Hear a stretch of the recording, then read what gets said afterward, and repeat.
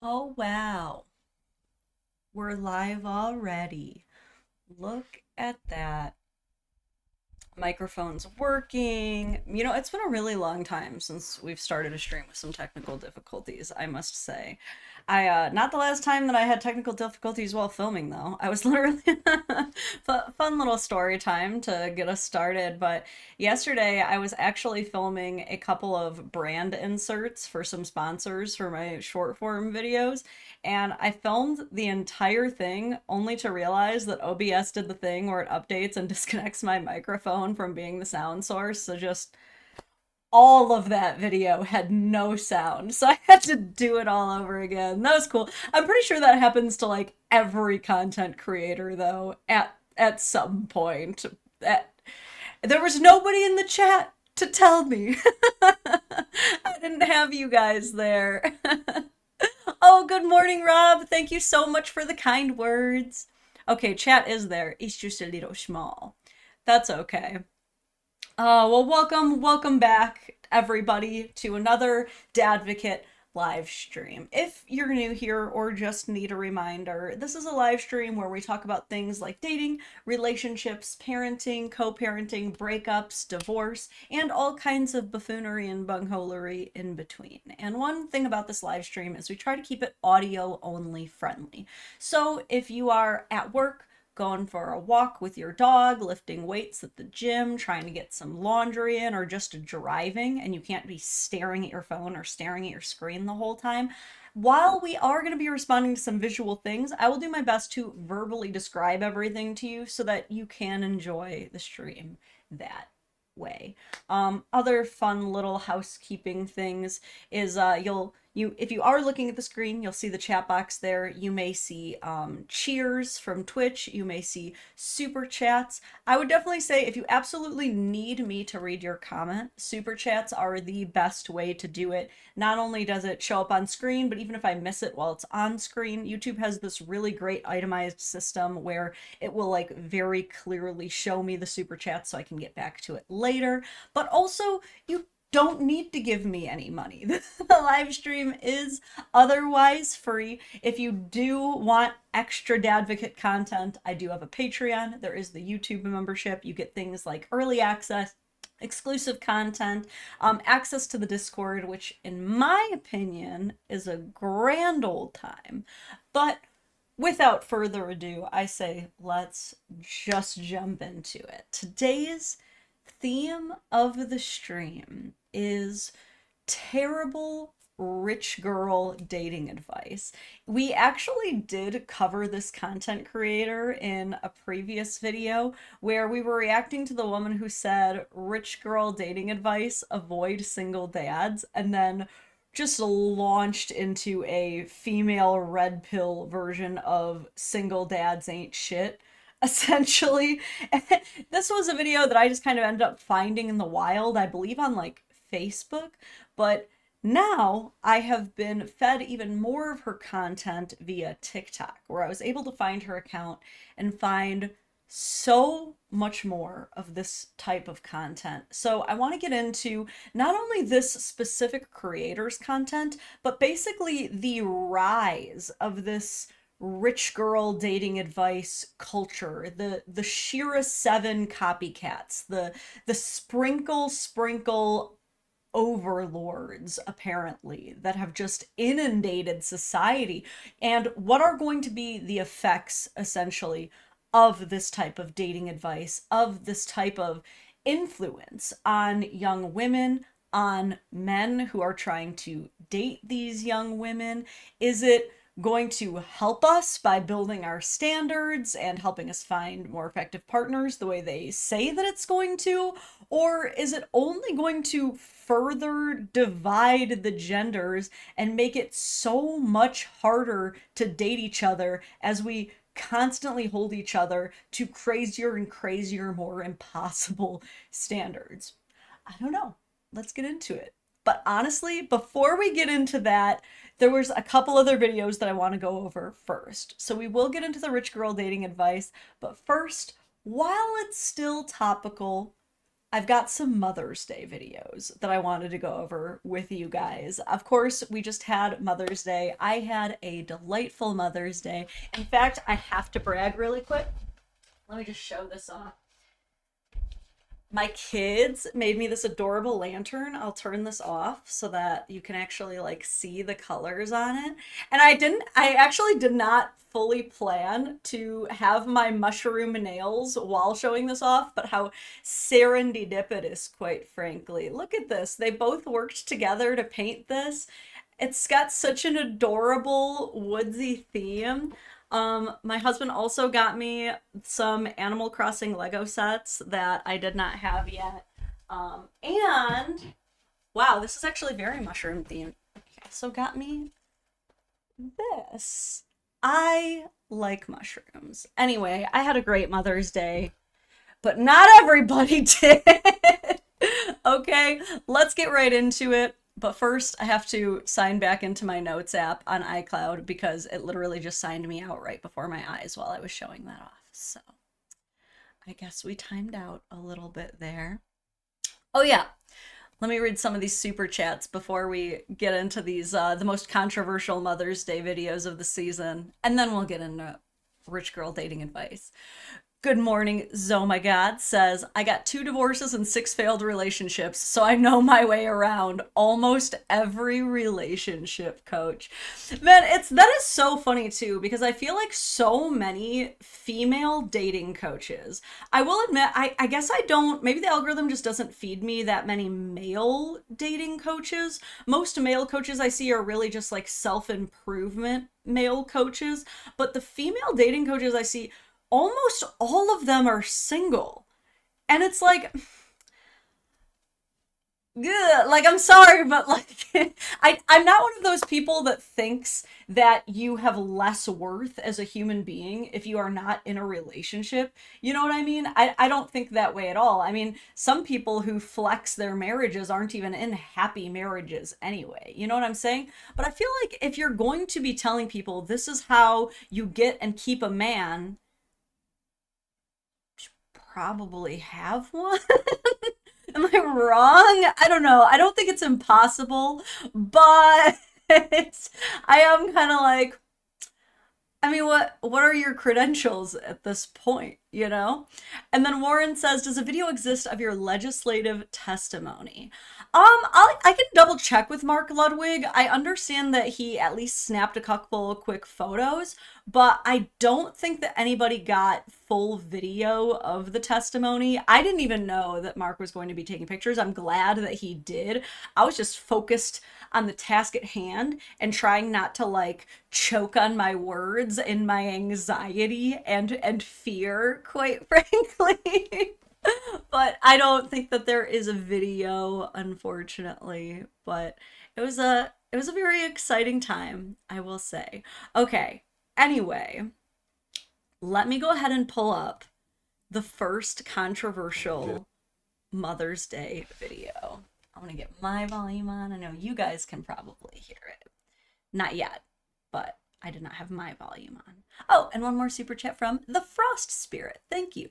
Finally able to catch a stream live. You're picking up steam in the VTubing community from what I've seen. Congrats.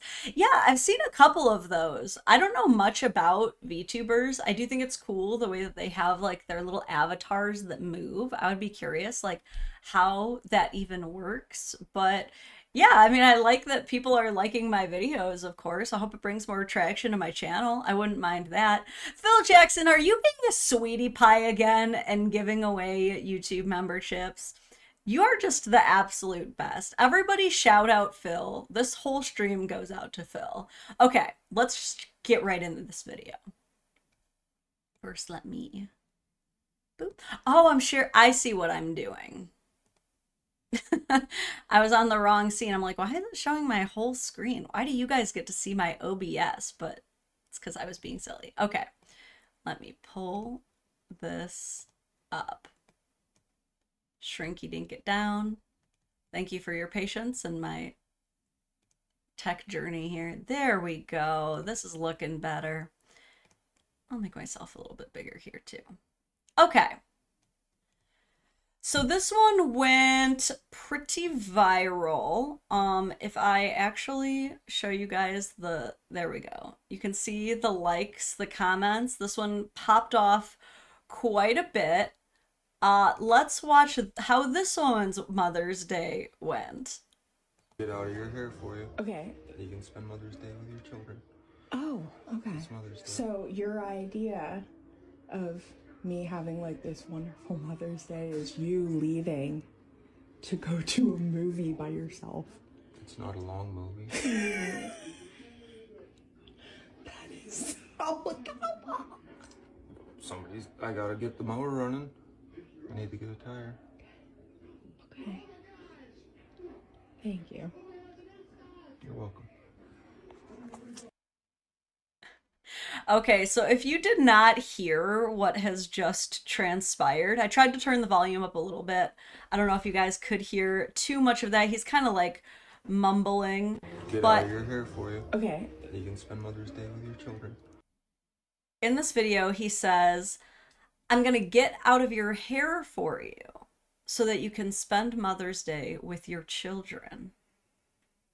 To which she kind of responds, Oh, okay. It's Mother's Day. So your idea of me having like this wonderful Mother's Day is you leaving to go to a movie by yourself. and like, here's the part that like really astounds me about this guy is there's one of two things going on. Either he has no idea how much trouble he's in. He has not yet learned how to pick up on the tone, or he's been doing this for so long that he just does not give a shit anymore. It's like that the tone move does not affect this Pokemon. Like, he is just resistant to any like passive aggressive like, are you sure that's what you want to do? He just kind of like, yeah. And so when she goes, your idea of a Mother's Day gift to me is to leave. He's like, and go see a movie. And he goes, it's not a very long movie.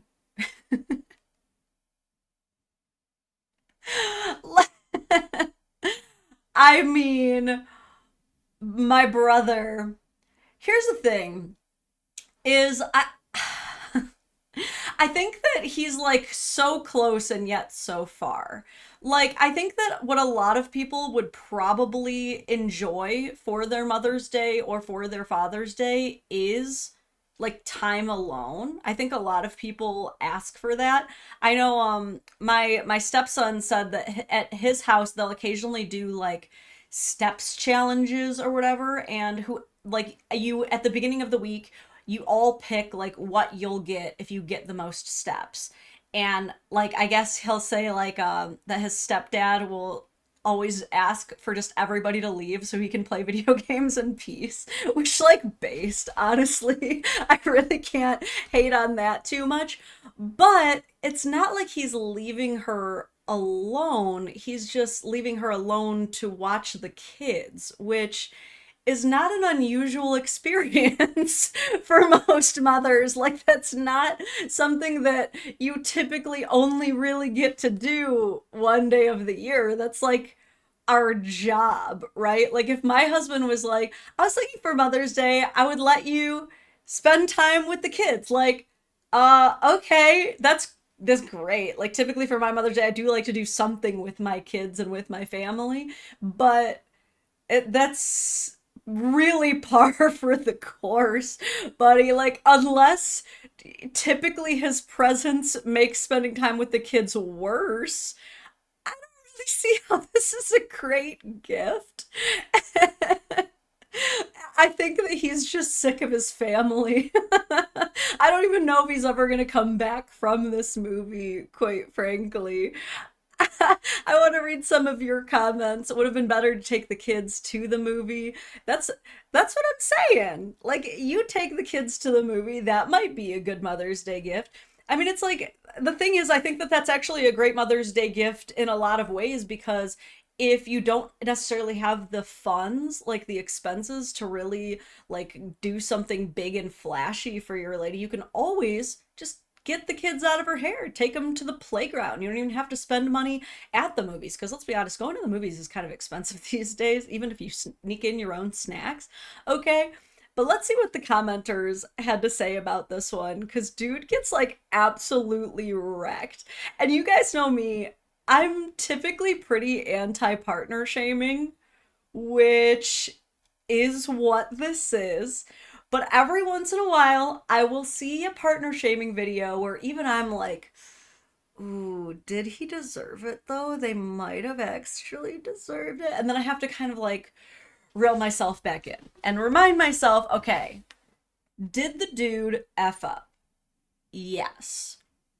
Will posting this video on the internet make him more or less likely to give a great Mother's Day gift in the future?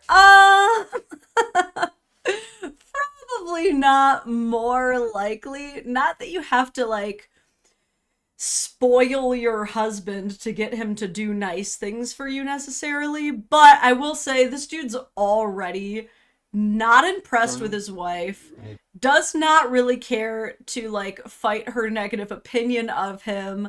I'm pretty sure this is just like digging the hole even further. Her caption reads, "Happy Mother's Day to the lucky ones." I don't think she considers herself one of the lucky ones. But then lies to our faces and says, "I am not upset." Why are we lying? To me, it's just another day, and he deserves to have his time too, right? So I'm guessing this is sarcasm. This is what depression looks like. And I am trying to feel compassion for my husband. His mental health matters too. Yay or nay? Okay, so we're getting a bit more context here, but it's really only leaving me with more questions. Is she saying that this is what depression looks like for her? Or does her husband have depression? Because now I'm kind of dipping my toes out of the hate water, right? Like, I went into this and I was like, oh, brother, like, F you. Let's really get it together here. What are you doing?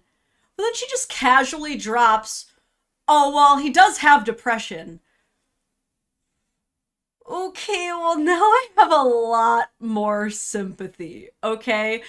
Like, this is one of the terrible, sad things about depression, is that it often looks like you're just being a bad partner, right? Like, depressed people typically are not the most affectionate, the most intimate, the most lovey-dovey partners that you're ever gonna have in the world. And that can really suck for everybody involved, right? Like, I think we've all been there. Either we were the ones who were depressed in the relationship and totally bringing the whole thing down, or our partner was. And some of us, like, really can't deal with that. Like, for a lot of people, that's where the relationship starts to die. Right now, I'm really torn because they're married. You're married, you know that your spouse is depressed. And yes, you have a right to kind of make it all about you because it's Mother's Day. It's supposed to be all about you. But then you're also, oh, you guys see me like struggling to react to this now, right? I'm like, oh, you had me in the first half, but now I feel really bad for him because if this moment would have just happened, they could have talked through this, right? This is exactly why partner shaming is so damaging. Okay, this, like, because now this is all just like 20 times worse. I also want to point out some of the other hashtags, right? Hashtag chronic pain. Is he in chronic pain or is she in chronic pain? These are the things that are going to matter. Marital bliss, 20 years together. So this is not, lady, you're not new to this. You're true to this. You know. You know that this man is depressed. Unless he's not, but it really looks like he's the one with depression. And you guys are all asking the same questions I'm asking. Why are you filming and posting this if you know that he has depression? Listen, I have bouts of depression, okay? I may or may not be in a little one myself at the moment, and just, you know, streaming through the pain, right? Dude, if I'm already at a deeply low point in my life where like I'm already going on my daily little runs to try to outrun depression, and like having those little thoughts of like, it wouldn't be so bad if a car just crashed into me right now. And then someone films me at my low point and puts it online, then my brain is definitely going to be like, what if I just run into the car? What if I expedite this? You know what I'm saying? Like, maybe I should put a trigger warning before I joke about low-key ideations, but like, these are the realities of depression, okay? Like, if you were already in the right state of mind, you wouldn't be in depression. Like, he's clearly not firing on all of his cylinders, right? And oh God, I have sympathy for the guy. This could have been a conversation where you are like, babe, I know that you're going through you're in a lot of pain, you're feeling really low, you want to go to the movies to kind of get out of your own head, but I really wish that you could have done something for me. You know what I mean? Like, this could have been a conversation, but that the conversation is not being had. Communication is not being had. We're 20 years deep, and instead of having these conversations, she's resorted to like, well, I guess if you're giving up on yourself, then I might as well give up on you too, and might as well just join thousands of people online and punching down on you. Like,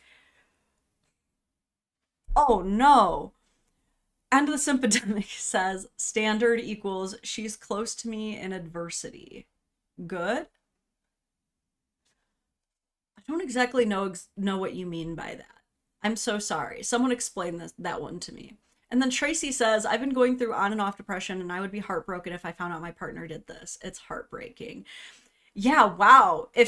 And this really makes me wonder too, like how much of the story we're not getting in so many of these types of videos. And this is why I'm so glad that I do cover these like partner shaming videos and try to offer a different perspective, because I can guarantee you that the vast majority of these 79,000 people liking this didn't read the caption, didn't go into the hashtags, didn't even consider like, dude, what if this man is literally like in his final days before like just completely going off the rails and doing something unthinkable? You know what I mean? I don't think that anybody has even had that thought, but you know who is having the thought? The person recording it. The person who has sworn to him spiritually that she was going to protect him more than anyone else is doing the exact opposite. And we're all supposed to be on her side because he didn't do a great job on Mother's Day. Okay, fair enough. You're also not doing a very good job exposing him at his absolute lowest to the highest forms of scrutiny. Why is my mouse suddenly not working? Hello? What? Sorry. This is going to be a problem if I just suddenly killed my mouse. Please tell me I have some batteries for this guy. Otherwise, I'm going to be in a pickle. Oh, I have to charge it. Oh, God. Okay. I may have to just take... It's USB-C, right? Plug in here. Is it not? There we go. Okay, apparently I have to pause my mouse. Let me... Oh, God. Now I'm just scrolling through all kinds of things. Okay, thank God I can use it while it's charging. Okay. Sorry about all that, guys. I was like, didn't I just finish saying too, like, oh, it's a good thing we haven't had any technical difficulties. Is a dumbass. Anyway, let's read some of these comments while I'm getting into it. Hold on. Samantha says, also Mother's Day could be another day. Yeah, that's the thing too, is I feel like people forget that you also can reschedule things, but of course, it's he's already home. He could have done something for her for Mother's Day. Elijah says, "Good morning, Lauren." And chat, sorry I'm late. It's okay, Elijah. I do forgive you. Yeah, knowing what we know now, let's just check at these comments and see if absolutely anyone is sympathetic to this dude. Like, these hashtags are actually crazy when you think about it. Like, if this was all satire, maybe, but like 20 years together, bare minimum, hashtag depression, hashtag mental health, hashtag what not to say, hashtag joke, hashtag viral, hashtag vibes. I don't know what to make of this. It's like, is she trying to make it seem like she's like actually finds it funny? This is a type of person where I cannot even believe that they have made it 20 years together. We have one guy who seems very avoidant and fearful in his attachment style and is clearly suffering from depression. And then we have another woman who cannot communicate clearly to save her life, is like saying one thing but clearly meaning a completely different thing. And somehow they have like barely scrapped together 20 years of this. This sounds like a prison sentence. Now for the comments that, of course, make everything so much worse. Top comment with 52,000 likes says he's cheating and meeting her and her kids at the movies. What? How do you even like come up with these elaborate worst case scenario fan fiction ideas from this? Like, that we just watched the same 34 seconds. Did anybody else immediately draw the conclusion that this guy definitely has a whole ass double life? Because I was not. I quite frankly believed her when she just said he's depressed. This guy does not give, I'm not seeing resting has a mistress face, but of course, not many of us are very good at recognizing resting has a mistress face. So now these people are gonna fill up her head with like even more things to have anxiety and freak out about, which I'm sure she is not going to clearly communicate with him at all and is only going to manifest in even worse passive-aggressive ways. Next comment. What in the Chris Watts is going on here? Chris Watts being the man who famously murdered his wife and 2 young children and then threw them in cement bins. So we are just drawing the worst conclusions we possibly can. Again, I'm not exactly on this guy's side of like, this is the best Mother's Day gift I've ever heard of course. But, like, we don't need to take it there, guys! Oh my god! Next top comment, 36,000 likes. I can't explain it, but he scares me for you. For some reason, I see rage in his eyes, and his demeanor towards you is a little hateful. Just be safe, please.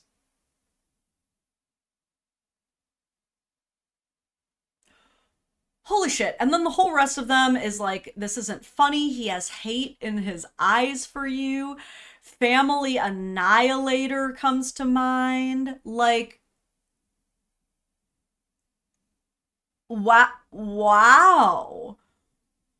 Oh my god. I feel like I need to go to her profile and see if we get like an update or something. Like, does she ever at any point come on here and say, oh, I was just kidding, that was all satire. It appears not. It appears that that is not the case here. What's this? I'm feeling very emotional this morning. And since I'm putting myself out here like this, I feel like it needs to be documented that this is happening. I am lucky, Dramatic fade out. grateful, blessed, so grateful to be walking. I was told that I may never walk again. It's been 3 years, a little over 3 years now, and I've So maybe she's the one with chronic pain? I'm not understanding. I don't know if this is gonna work, but we'll give it a try, right? So, do you want to go viral this week? TikTok says that if you copy the link, repost this video, you engage from the bottom up, comment, I want to go viral this week. Okay, so it sounds like this is a woman who is trying to go viral in as many ways as she possibly can. So now I'm like really torn here. Was the idea like she's using this to go viral? Is it serious? There's no delineation. There is no clarification, nothing. She just, I guess, made us all hate her husband and demonize him as on the same level as literally Chris Watts so that she could go viral one time. I guess this is a sickness, dude. This is truly a sickness, because like this account is not even monetized, which again, it would not necessarily justify putting your husband on blast for the entire world to develop the absolute worst possible opinion on if you were getting paid. But it would make it like this much more understandable, right? Like I think that there probably are guys out there who are like, whatever, like you can use me for clout if it puts some extra money in the bank account. I think that that probably does exist, but for nothing, for free, just for views, we're doing this. We're literally making people believe that our 20-year-long union is to an aggressive, hate-filled potential murderer? Guys, the partner shaming has gone too far. Like, is it really worth it at this point? And here's the thing too, is for everybody who is like, I see hate in his eyes, I see hate in his eyes, like, I didn't get that vibe personally, but if we are seeing a little bit of resentment, can we maybe at least agree, like meet halfway, that like maybe he has a good reason to resent her? Clearly. All right. Like she truly has no issues sticking a camera in his face, laughing at him, essentially. Again, some people are going to be like, oh, why are you being a pick-me and like defending him, and he deserves to be laughed at for putting in such bare minimum effort. Like, you can have that opinion, okay? I definitely think that he deserved some in-person roasting. I think that he deserved a hard conversation, perhaps within the home. But as soon as you're gonna like record this stuff, put it on the internet, and then leave it up for the most insane, poisonous, toxic opinions to be permanently memorialized against your husband, like, you're also toxic. You are also being a toxic partner. You're giving your spouse a reason to resent you and not want to be around you and not feel safe around you. And it being Mother's Day doesn't make all of those things untrue. It's not as though he's not going to feel hurt or offended by that because the day is supposed to be about you. Okay? Like, if she didn't do enough for Father's Day for one reason or another, and he made a video like this, and people were like, oh, she gives me like Casey Anthony vibes anyway. I'm pretty sure she would be like throwing up, sobbing, crying, like snot bubbles coming out of her nose. You know what I mean? Like that's a wild one. Okay. I was gonna see your guys' reaction and be like, oh, what do you guys think about this? Isn't this kind of crappy? Like, and then as I dove into the rabbit hole with you, because I had not read the comments section or the caption prior, I was like, oh no, this is one of the worst partner shamers I've ever covered. Hot take, maybe she deserved the shitty Mother's Day. But girl, if this is how you act, how do you expect him to want to treasure you and like really treat you? Okay, I don't know, maybe all the other days of the year she is an absolute joy to be around, but I don't know, man. If someone's treating me like this, I am not interested in being nice to you. I kind of get it. But they've been together for 20 years, so they're probably just stuck in this cycle, quite frankly. As I always say, we cannot save these hoes, but we can learn from them. Toast That Is Burnt, thank you for the generous super chat, says, hi Lauren, longtime VOD lurker, first time live viewer. Nice! Wanted to see if you got the email about the SVU detective whistleblowing on Buffalo schools for covering up child abuse. I did. I got that one. I got the follow-up one, or maybe it was just forwarded to me because you sent it to both my emails, one that's managed by my agents.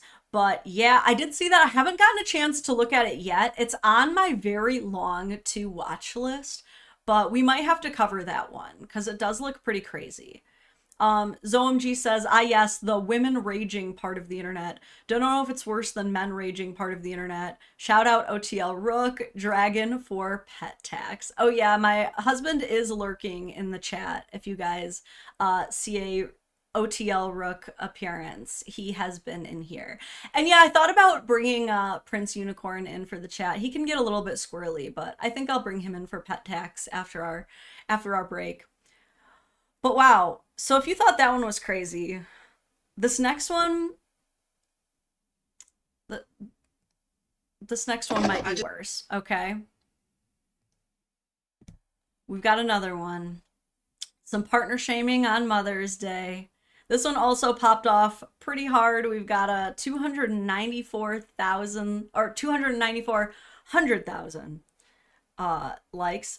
Watch me confront my husband for not doing anything for me on Mother's Day. I'm just hurt because like today was supposed to be my day. You know, nobody told me Happy Mother's Day. I'm sitting here washing the dishes on my day. It's just another day. It's a made-up day anyway. It's not a made-up day. Everybody celebrates Mother's Day. No, it's just another day to get men to spend money. Just like any other day, I tell you I love you every single day, but you need a title for it? You don't think I'm worth to spend money on?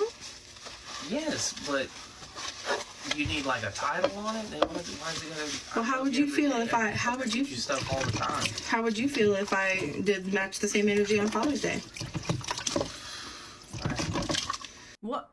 Okay, I have a couple questions. So first of all, how this is going so far is she's washing the dishes and she films herself kind of confronting her husband, which I think is totally valid, by the way. I think it's absolutely valid to confront your spouse if you are disappointed in something. Absolutely. Filming it and putting it online, though, I don't know. So she's confronting him. She's like, hey, nobody even said anything. Nobody did anything for me. And like, I was kind of hoping you would.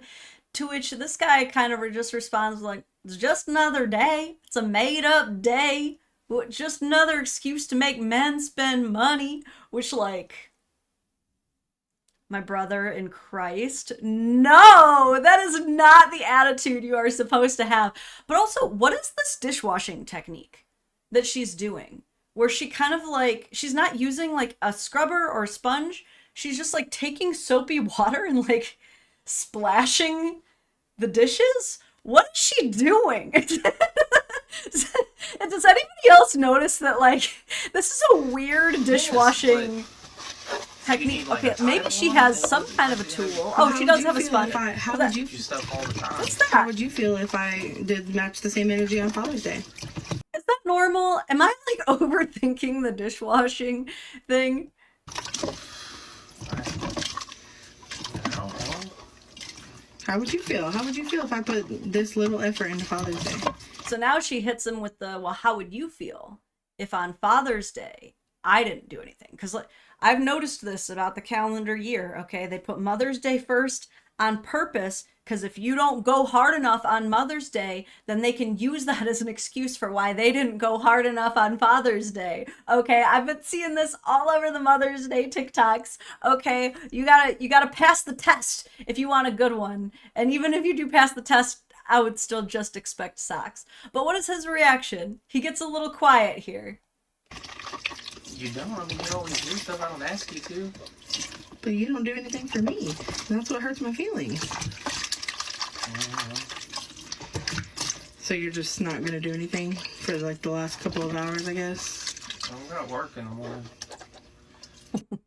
So when she says, what would you do if I didn't do anything for Father's Day? He kind of gives one of those, like, answers of, like, well, I don't really ask you to do anything for me, which, like, might be valid, right? As long as he keeps that, like, intellectual consistency. If he truly is like, I don't really want to celebrate Father's Day either, then maybe they could potentially work out a compromise where they meet in the middle and they give each other the gift of not doing anything. Maybe. So, some couples do that. Usually it's best if it's, like, mutually agreed upon and not, like, resentfully something that you just end up dealing with. You know what I'm saying? But she goes on. I'm to go to bed. Alright. So she makes this whole video, right? And she's like, so you're really not going to do anything for me? He's like, nah, I got work in the morning. And of course it pops off. We've got Snooki. What? Hold up. You guys got to see this. Well, that's a blast from the past. Snooki from the Jersey Shore even commented, says, nah, girl, you deserve way better. Match energy on Father's Day, period. These are all getting like 84,000 likes, 100,000 likes.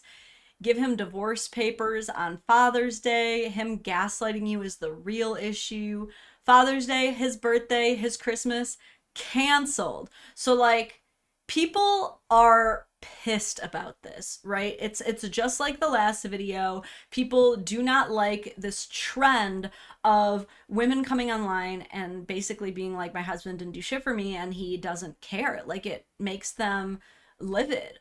But unlike the first girl that we covered, who seemed to post it and mean it, whether it was to go viral or not, we never really found out. In this one, we find out, okay? Gonna have to turn... Actually, I don't know if I can probably play this because it's only 7 seconds. But she's responding to a comment where someone says, nah, girl, you deserve way better. And says, when you post a satire video about Mother's Day and it goes mega viral, now everyone hates your sweet teddy bear husband. What the hell? What the hell? What the hell? What the hell?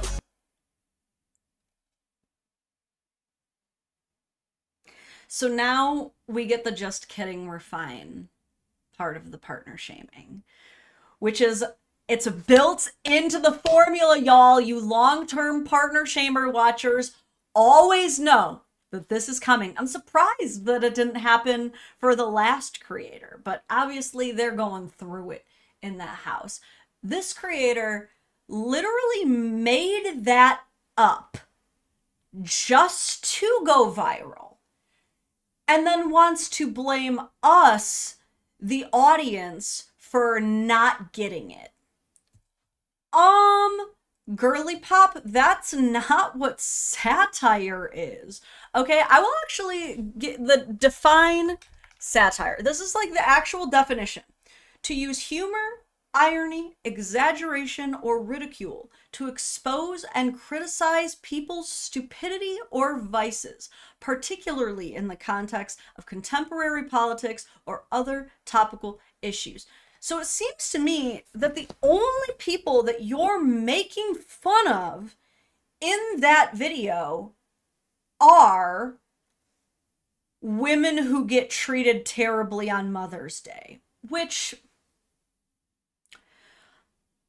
the point of satire is to punch up, ideally. It's to find ways to make fun of people who are typically in power positions or who really need to be like knocked down a peg, right? And that's why we're making fun of them and criticizing them. This is why you do see political satire, why it's funny to make fun of sitting presidents and, you know, large-scale celebrities, right?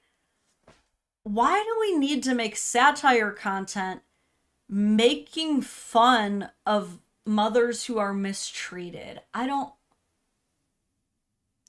think that she understands what satire is supposed to be. And now she's gonna come on here and be like, oh, but my husband's just a sweet teddy bear. That's not how the internet works, lady. This is not how it works. You had one video that absolutely popped off, went completely super freaking viral. Now this one is not so much. Like, this one's never going to be viewed as much as the other one is, and you know that. So now most people are just going to hate your husband, and you think that that's our fault? What? Elliot says Mel Brooks could never reach this level of satire. Oops, I did not mean to go to all of the what the helly clips, but she also has another follow-up too, where she kind of gets into it a little bit more. Okay, where she like is making fun of us, like we're the dumb ones. So she's responding to this comment of someone saying he didn't even have to spend money. It makes no sense for that to be the reason. Make breakfast, coffee, go outside and make her dinner, clean the house at the end of the day. Easy. Oh my gosh, y'all. It was satire. Look, he did tell me Happy Mother's Day. He does send me cute little messages. He loves me so much, y'all. He literally kisses the ground that I walk on. He even had my favorite pizza place customize a pizza for us since he had to work yesterday for Mother's Day. And then he stopped at my favorite wildflower field and he picked me flowers on the way home. Y'all, he is so romantic. He even set up a photo shoot for me and my kids for Mother's Day. So he does love me, y'all. So then why are we doing this? Like, and I want to show people this because every single time I address these partner shaming videos, I swear I end up uncovering some shit that just goes to show we are never being given the full story. And it's so easy to buy this shit. This is why when people make videos now being like, everybody, my husband is such a piece of shit. This is the terrible thing that he did.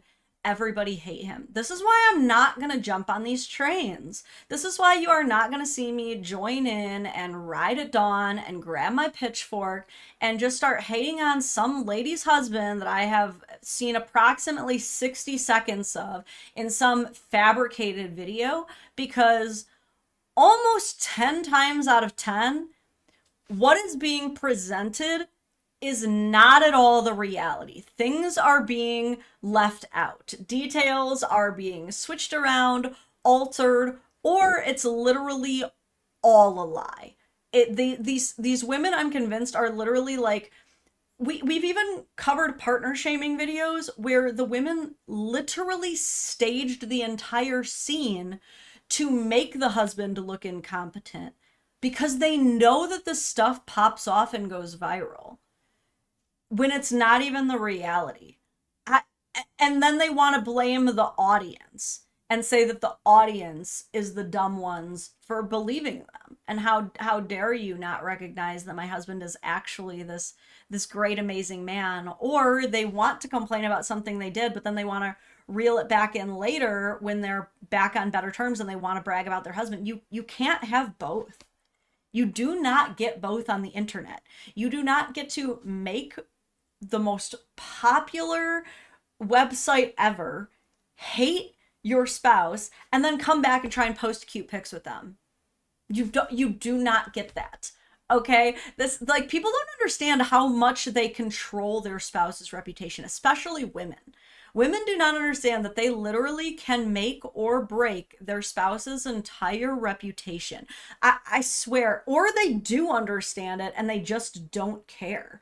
But literally, simply having a wife makes men more socially respectable, more likely to get raises and promotions at work, more likely to be hired, more likely to have their vacation times approved. Like, simply having a wife already does so much for a man, and speaking highly of your man will straight up send him to the moon. But on the exact flip side of that coin, speaking terribly of your man can permanently destroy his reputation for all time. Like, make people literally hate him, get him fired from his job, completely lose all credibility that he has, for better or for worse. Okay, I'm not going to say that there aren't some guys out there who might deserve to have their entire reputation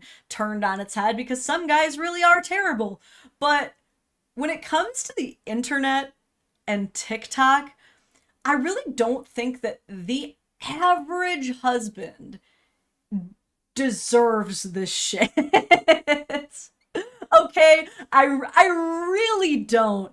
And look, if he's on board, if he's like, yeah, make me look like an absolute dumbass so that you can get views, then I can only be so mad about it. But I will say is, this isn't satire. You did not make fun of anybody who deserves to be made fun of. You made fun of wives who don't have what you have, which, like, was that the goal?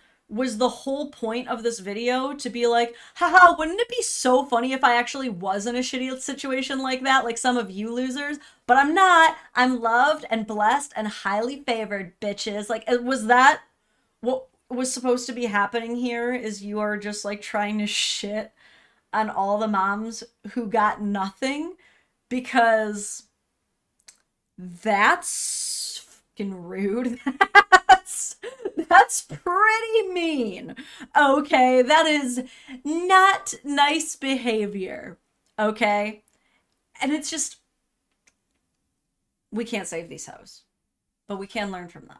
And what we have to learn from this video and what these women have chosen to do is, if you do see these partner shaming videos, and if they look so believable like these two did, to where even you are like, man, this guy sucks, just let little, like, Dadvocate Kronk on your shoulder appear and remind you, like, you're not getting the full story, bro.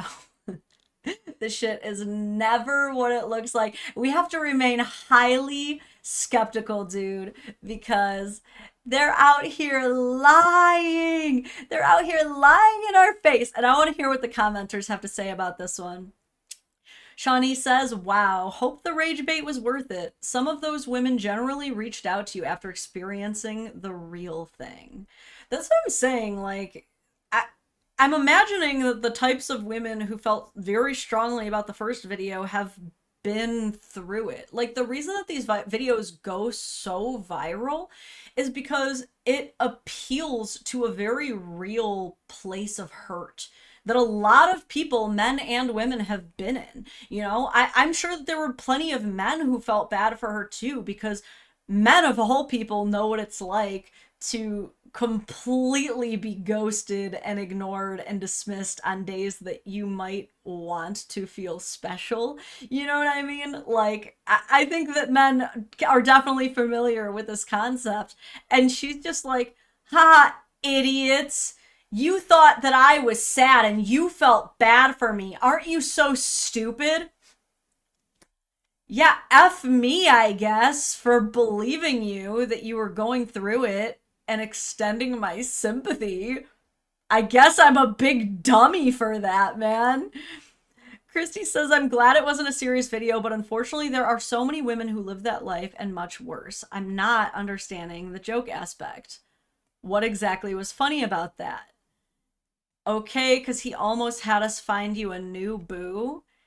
She liked that one. What? This is crazy that your man is literally doing all this for you, getting your flowers, customizing your pizza, like taking you out. And how do you repay him? By making him look like ass on the internet and then going hee hee ha ha over the idea of replacing him? Holy shit. Man, maybe all this like rich girl dating advice of like treat your dude like trash and he'll honor you forever might have some validity to it, because does this man have no self-respect? Zomg says theme of the stream needs to be updated soon. I told you guys that we were gonna get into it, okay? This is the last one. Have some patienza, okay? I want to know if she did any other update videos. It's gonna be 100 degrees today here in Texas. Nope, she's just moving right along, and she will quickly find out how the views are gonna go crashing and burning. Eventually she's gonna be like, oh, I gotta make my husband look terrible again after this.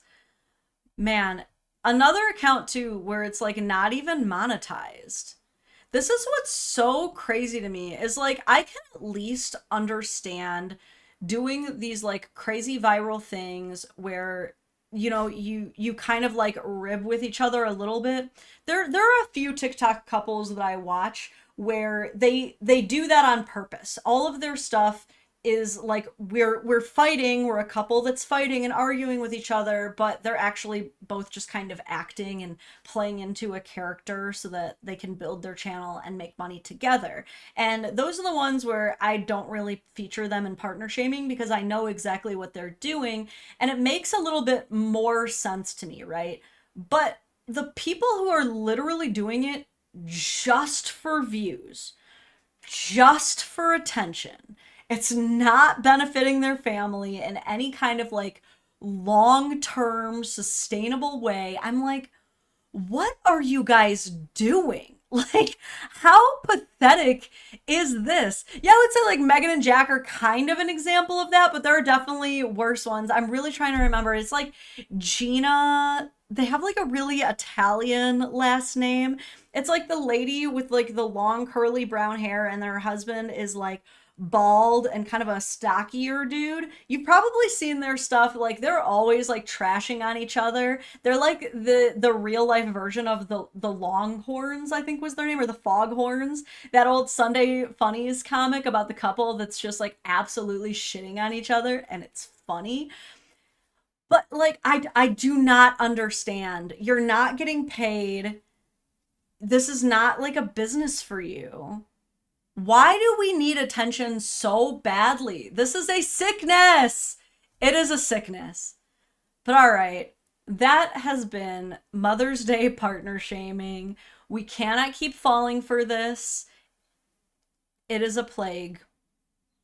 Lauren Kronk, remember. But now, on to the real theme of the stream before Zomg has an aneurysm over this, okay? Let's get into some rich girl dating advice. Now, this is an account that is indeed monetized. This is a woman who is making this her entire career. Actually, before we watch the video, let me go into her profile really quick. So today we're going to be talking about Sasha Bella Cinderella. Advice, New York City, founder of Perpetual Shade. Okay, we have quite a chunk of followers here. We've got 82,000 followers. Not bad, not bad. So we are monetized. I don't know if she does offer like coaching or anything, but her whole channel is rich girl dating advice. Okay. Another thing. So this was the one that showed up on my feed, and I was like, oh, it's the don't date single dads girl. What does she have to say? Well, I can already tell you that it's probably gonna be questionable advice, because The caption on screen reads, "Rich people dating advice. Stress men out and they will be obsessed with you." I learned from rich, successful, smart people, especially women, especially about dating, is this. You have to stress those men out. You have to stress those men out. For example, they cannot be comfortable. They need to have this underlying fear in their body that you will leave them at any second.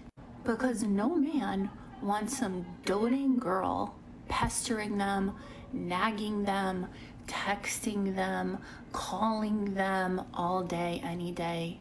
I mean, surely there's a happy in between, right? Like, surely there is a middle ground that we can reach where, like, we're not so obsessed and clingy with our man that he's like, oh, this is too easy. And we're also not, like, giving them such chronic anxiety that they're like, she hates me. Is she gonna leave me? Is today the day that it all falls apart? Like, surely there's a more balanced middle ground here. Of the week. It takes the mystery out of it. I don't care what you say. I'm right and you're wrong. Look at every couple you know where the woman is being completely taken care of, the guy is doting over them, and then come talk to me about it. Yeah, I still am not following what you're talking about. When I think of those couples, you're right. I think we all know, are imagining like at least one couple in our head right now where like he loves her, he spoils her. When I think of those couples, she also loves him. Like every couple that I think of where they're like going on vacations together, they're like going on dates, it's like there's usually a mutual adoration and respect. I really, off the dome, can't think of a single couple where I'm like, she has the life I want, and it's all because she hates her man. Like, I cannot even think of one. I mean, maybe I don't know what's going on behind the scenes.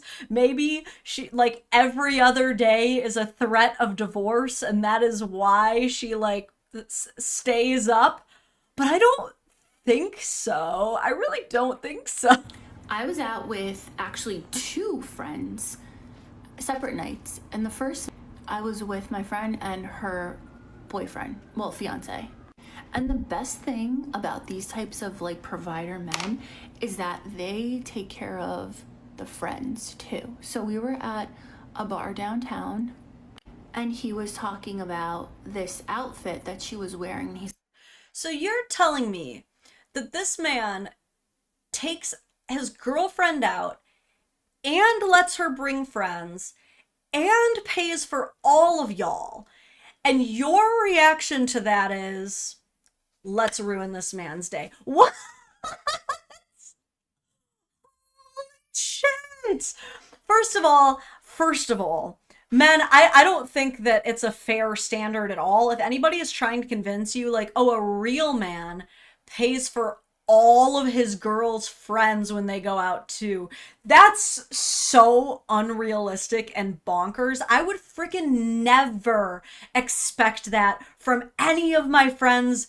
Man, like, I would not. This chick sounds like a mooch, dude. She sounds like she's riding off the coattails of actually successful women. Like, she's trying to, like, she's like, oh, you're going on a date with your boyfriend? I mean, your fiance? Can I come? Like, what are you doing? Like, you sound like, you know how a lot of guys have, like, their girl has, like, this one friend that you, like, low-key hate, and you try not to say that you hate her friend because it's, like, your girl, you know? Like, she loves her friend. You don't want to, like, shit on her friendship, but low-key you're like, I hate this bitch. I know all she does is talk shit about me. Like, that's you. That's her. Okay? She is, like, the friend that this guy freaking hates, but he's only tolerating because he wants to make his girlfriend so happy. Like, it doesn't sound like she's stressing him out. It sounds like she makes him so happy that he's willing to be a little bit more miserable for short term so that she can be happy long term. And you are like, have you considered taking full advantage of that and just absolutely wringing him out and taking him for granted? Like, this is how you speed run actually losing a good man in real life. He's like, oh my God. He's like, she loves this outfit. It looks so good on her. Like, all about her needs. He never once even said the word I. It was all about her. We did not even see the bill. We did not see the bill. All we saw were our drinks. This guy was so attentive to her, and he was also asking me a lot of questions, which that's a huge green flag. That is the first sign of a really good date, of a really, really good type of guy, type of personality, when you're on a date with them and they're asking you questions, because you know most of the time you're out with a guy and it's like a therapy session. They're just spewing all this stuff on you, especially the first date. That's when they start telling you about the ex, my crazy ex, me, blah, blah, blah. Not one question about you. Okay, so this is where she's actually giving some decent advice. Like, I will definitely agree with her here.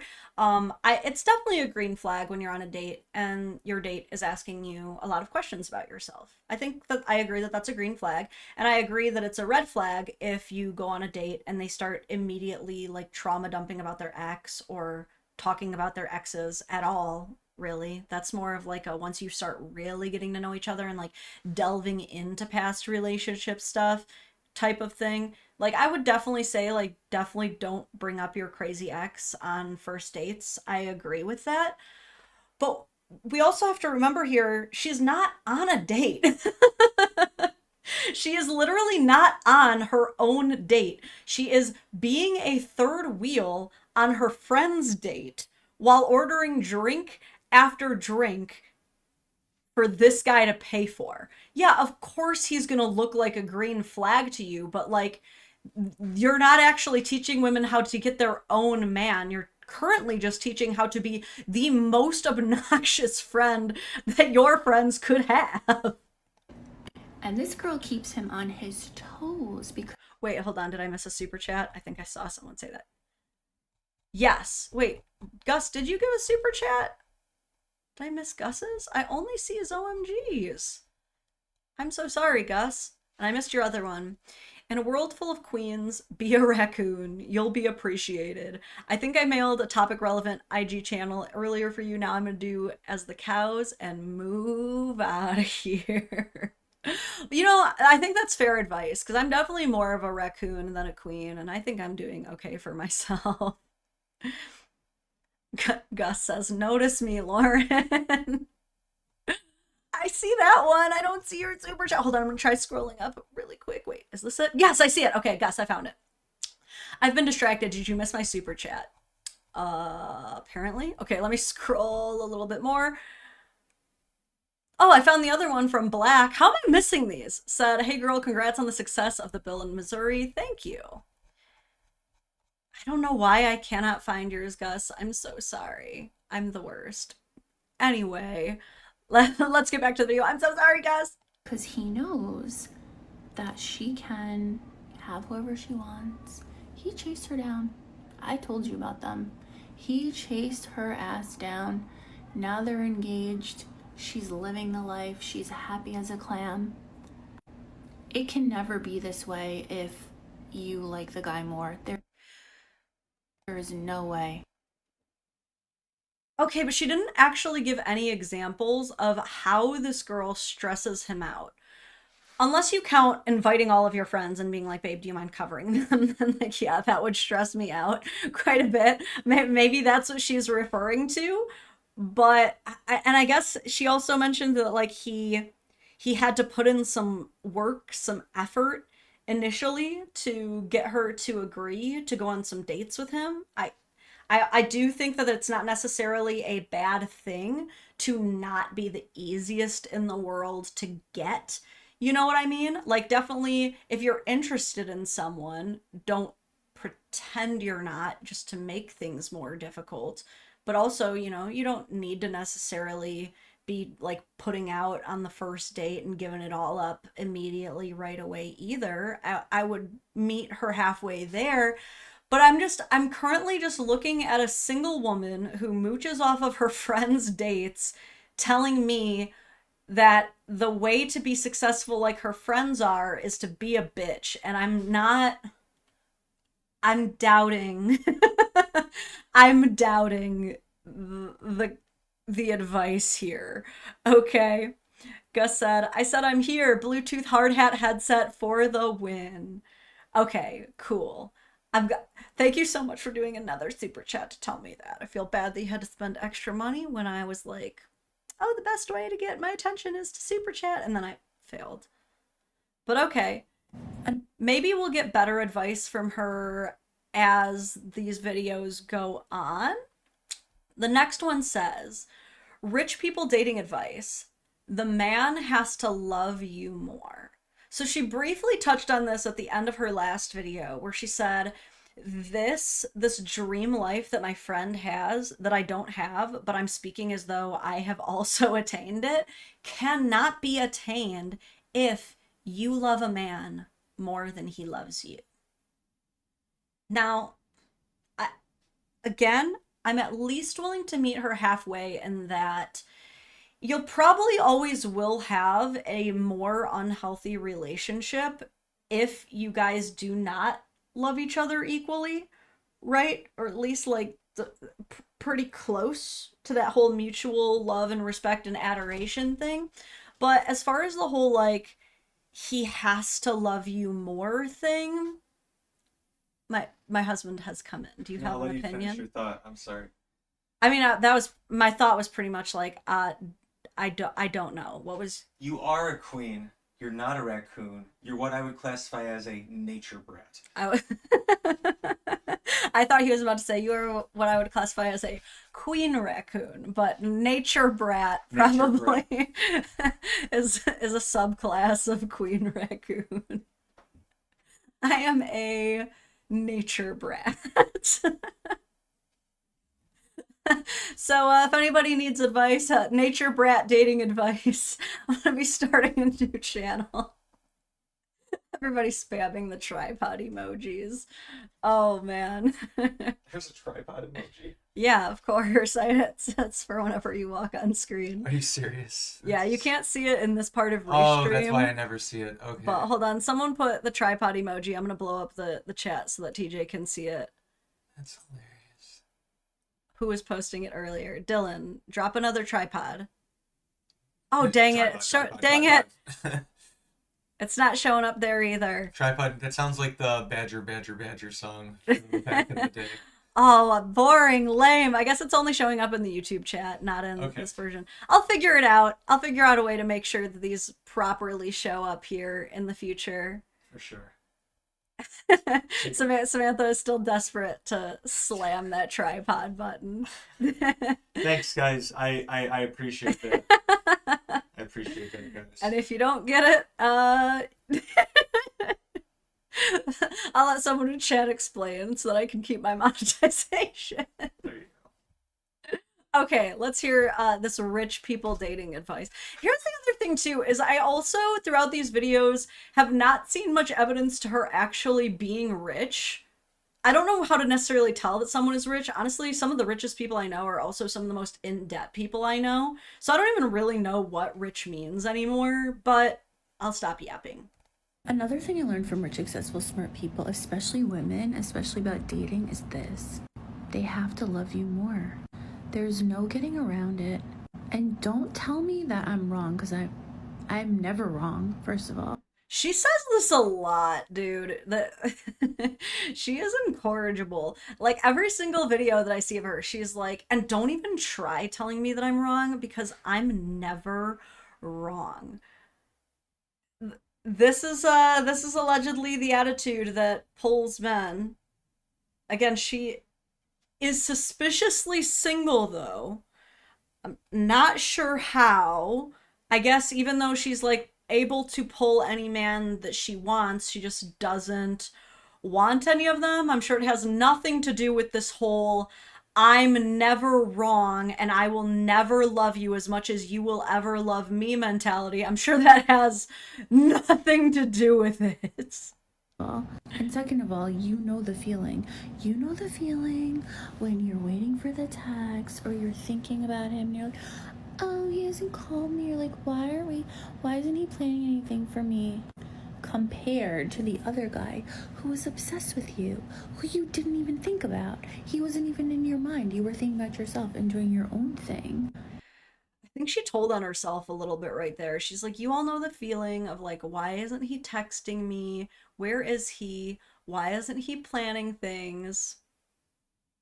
But honey, why would you ever even be experiencing that if you're the master of pulling high quality men? Like this is why I don't understand why any women take this advice from single people. Like at least Shira 7, the original Sprinkle lady who is always talking about like women like let your man cheat on you as long as he's paying your bills and like, oh, we need 2 jobs in this economy, then tell your man to pick up a second job. Like, at least she does have a husband who does pay all the bills. Okay, so at least she has some credentials there. It like gives women that, you know, idea of like, oh, well, I could potentially get what Shira 7 has because that's what she has.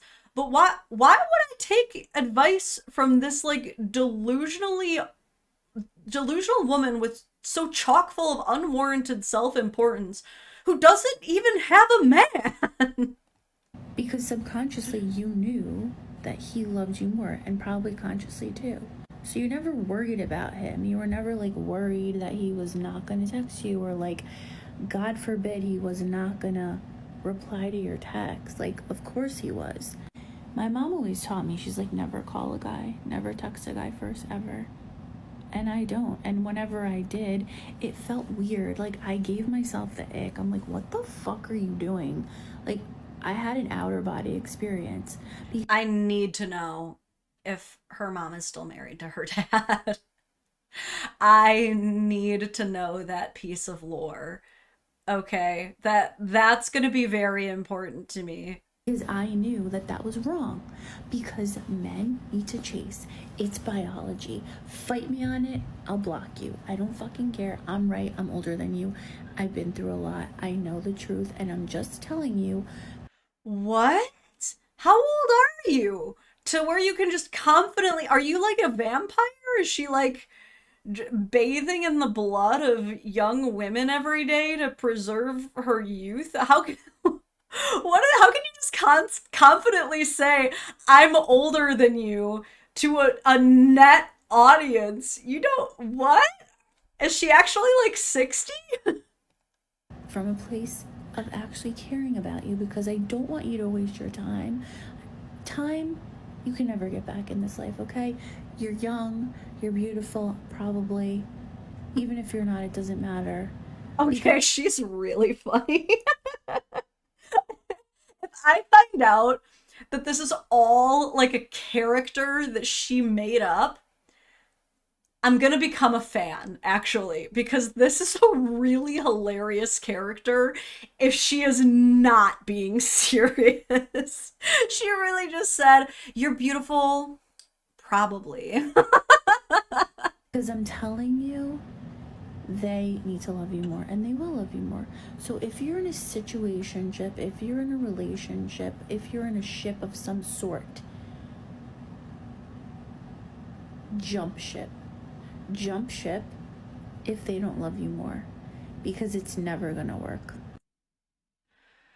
Wow, that was really interesting advice. My takeaway from this video was, and I did see that super chat, I'll get to it. But it sounds like she was like, you know how there's the guy that you're always worried, is he gonna text me? Is he gonna plan anything with me? And then there's the guy that you're not worried about. It's like, yeah, that's called the guy that you want and the guy that you don't want. It sounds like a lot of these women who focus more on money than actual long time lasting love and respect and adoration, the end advice generally ends up being just date a guy you're literally not attracted to as long as he has money, which there is a word for that.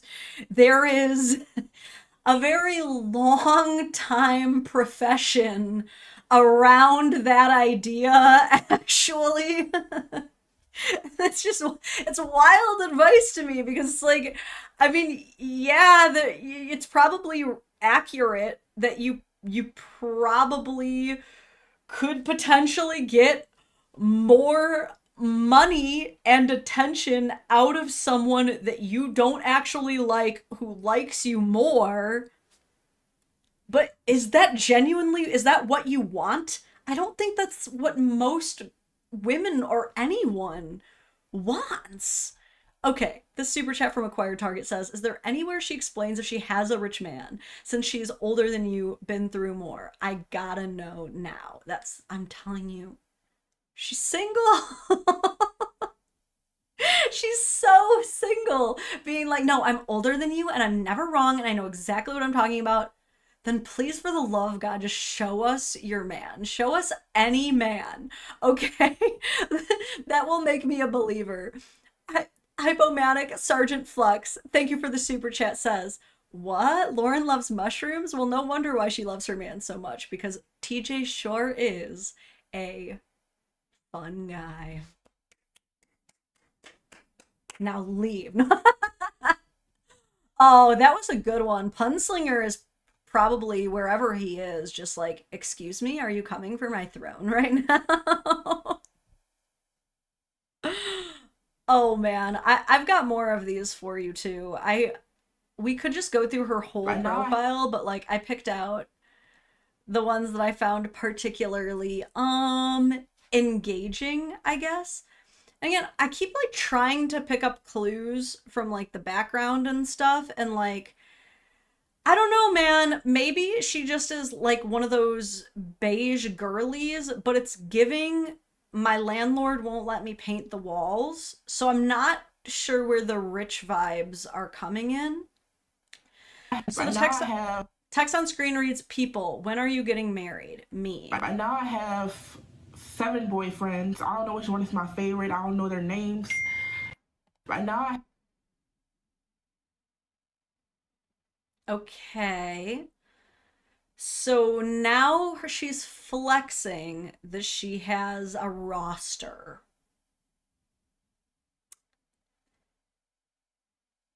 I mean, okay. It doesn't sound like ethical non-monogamy. It's also hashtag rich, hashtag dating. Commenters say, right? I'm currently building my summer roster. Haha, love this. I mean, look. I will say, if you are dating, actively dating, and trying to find a long-term partner, there's not anything necessarily wrong with, going out on dates with multiple people, right? Like seeing what's out there. But like, typically the way that you manage that is by saying like, this is just a date. Like this is not serious right now, making it very clear that you are literally just going on a date. You're not like leading them to believe that they are in an exclusive partnership with you. Like, because when you're doing that, that's just called being an asshole. That's not like, you can try calling it like, oh, I'm just being a player. I'm just being a rich girl. Like, I'm just my roster. Like, you better be letting these people know that that's what you're doing, quite frankly. If you're leading each and every single one of these people on to believe that they're the only person that you're dating, you're an asshole. You're a huge asshole. And I will say this, like, not every guy cares about this, okay? You can have your rosters, have your fun, build up that body count, and still find a man with whom you are happy and you can have a long-term relationship. It does happen. But I just did this whole video on pair bonding, and I have to tell you guys, the data and statistics that we have does seem to infer that the more rosters and body counts you rack up, the more at a disadvantage you are in finding that true long-term secure attachment relationship. It's not impossible. I'm not trying to like slut shame out here, but you're not exactly putting yourself at like the highest social advantage, okay? I will just say that men do care about your history. And more than that, they care about your attitude, like the present attitude that you're bringing into the relationship. So like a lot of guys, they can see past body count, whatever it is, but not a lot of guys can see past, I'm literally never wrong. And I'm older than you. I would say that's also the part that's going to kind of make guys go, no wonder. All right, I got to turn off the licensed music for this one. Okay. This says, another thing I learned from rich, successful, smart people is this. Leave his texts on red. Leave his balls on blue. Put it on airplane mode so none of those calls come through. So, okay, she's also a smoker. No offense to smokers, but that's a turnoff for me. I will say that. If I, and I don't know how I would feel if I was a man, but as a woman, I have personally never been interested in dating a cigarette smoker. Again, I'm sorry to those of you who do smoke. To me, the whole, it's like licking an ashtray, kissing them could not be more true. So I can just imagine her like, she's literally gonna be in her 60s, sounding like a living Virginia Slim, like with her raspy ass voice, giving this advice to young people. Like, again, this just sounds like advice for speed running, completely losing interest in a man. Like, I can't imagine this works. Like, I definitely think that it's good advice to teach young women, like, hey, don't just be like waiting by your phone, waiting for them to call you. You know, this is advice that my grandpa gave my mom. You know, she said that she would be like, because of course there was like literal landlines back in those days, and her parents would literally see her waiting by it, and he would be like, can you stop? Like, do not ever wait by the phone for a boy. Like, I do think that that's good advice, but now it's like we're taking what was always good advice and like extrapolating it and taking it so far outside of where it needs to go, to where we're just like, not only don't wait by the phone, don't answer the phone, change your name, change your identity, get a new social security card, leave the country. That and that alone is the only way to get a man to like you. What? It's like, so I guess we've got like this radish soup is supposed to be like proving to me that she's rich or something. And then is this the only image? That's the only image. Okay. Terror Darkness says, leave me on red and you never hear from me again. I'm not running after you. I mean, here's the thing, like, plenty of us are squirrel-brained, neurodivergent. I think we all accidentally leave people on red a time or two here. You know, we can see past that. I also don't think that we should all be getting our panties up in a bunch if someone does take, you know, a few hours to get back to us here and there. But like, I think they're gonna figure it out if you're doing it on purpose.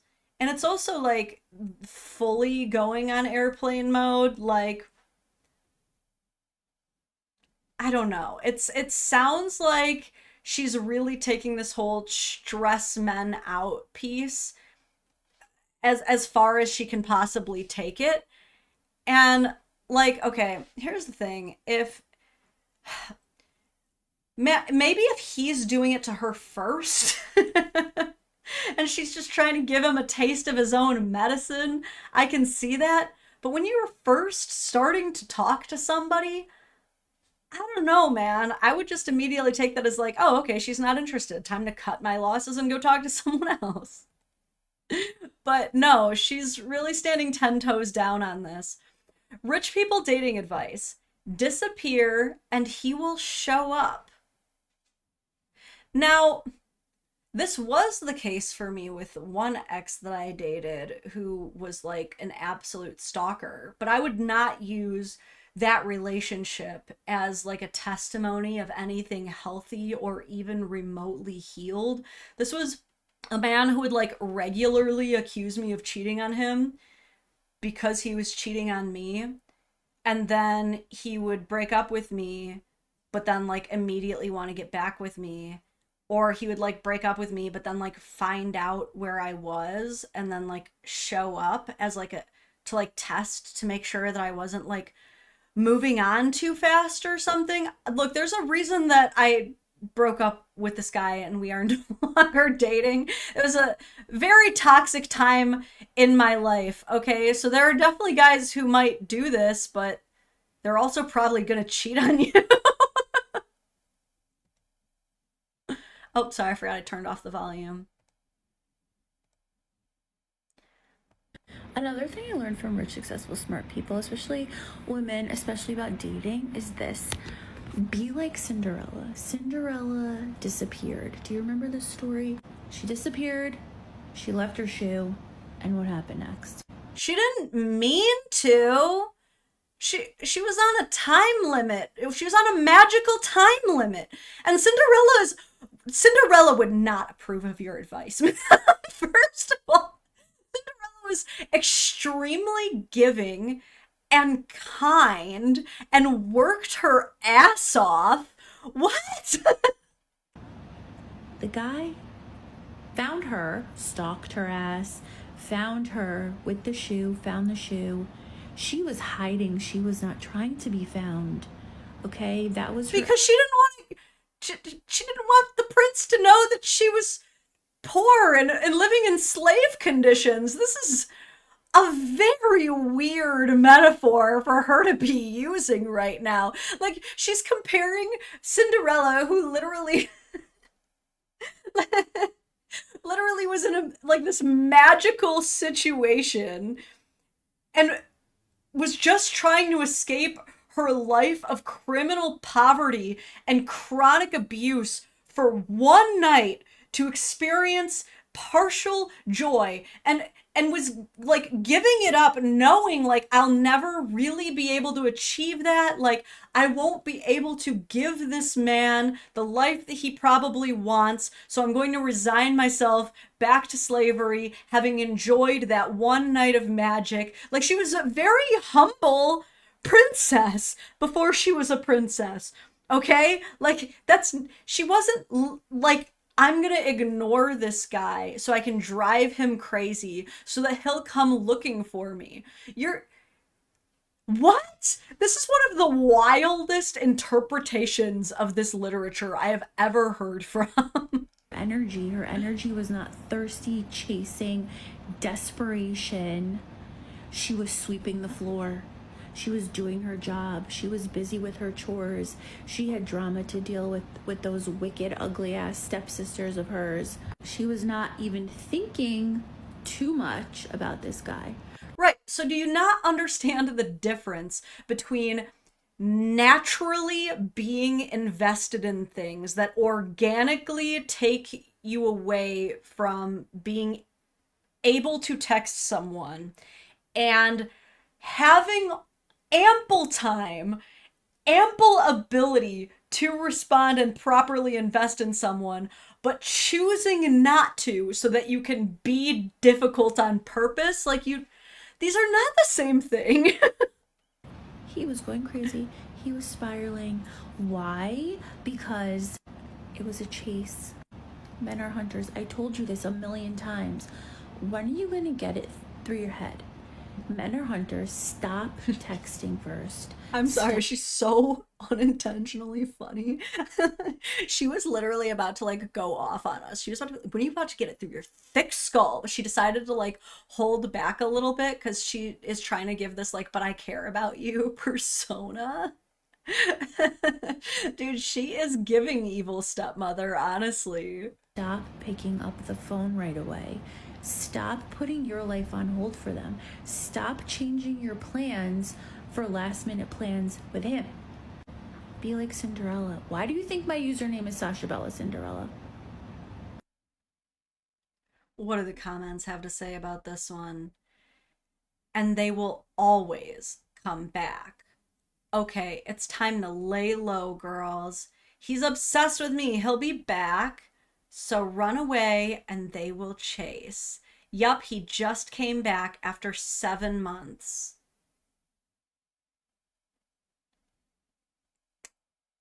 Oh, honey.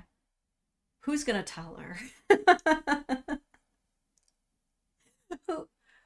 Who's gonna tell her? So and like the creator liked that comment. She liked that comment because she too thinks that that's a victory. I would argue that there is actually not much more pathetic than you taking this man back after 7 months of him imaginably pursuing other women, probably racking up his own body count. Like, what that sounds like to me is he gave up on dealing with your ass, went back to like try and get with his ex or something, and it didn't work out. So he's coming back to you as a consolation prize. That's not the flex you think it is, girl. Came back after 7 months. Yep, you're winning. Stay up, queens. This is crazy. A man dated me for 2 amazing dates and ghosted me last year. Now reappear again. Guess what? I left him unread. I'll only respond if he sends me gifts or money.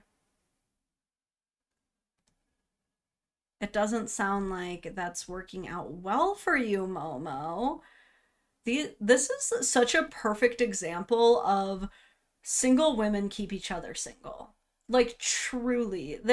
But honestly, I kind of love this. Like, I think that this is actually Darwinism at play right now, because all of these women who have this same mentality are telling each other, just run away, just hide, just disappear, and that's what will work. And the men might be temporarily confused when they're like, where did she go? Right? But in the end, they're doing the Lord's work for these men, quite frankly. Like, I think it's probably a good thing that these women all go collectively hide under a rock together, like little isopods, you know what I mean? Like underneath the food dish, and they just to occasionally come out and like eat shit and other people's half-eaten food. Like, that you live that life, girlies. You live the isopod life. Look, the world does need the cleanup crew of it all. If you want to exist purely to help men out of their 7-month slumps, only to disappear again so that you can feel like you're winning, I guess that's just the circle of life, baby. I guess everyone plays a role or something. I got a couple more of these, man.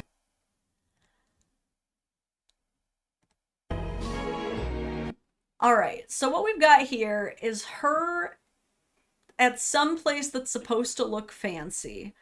I'm assuming this is like more proof that she's rich or something, even though it literally just looks like a hotel lobby, like a place that realistically anybody could have access to.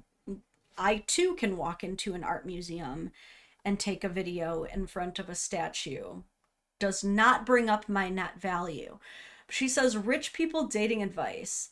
Men crave what they feel slipping away.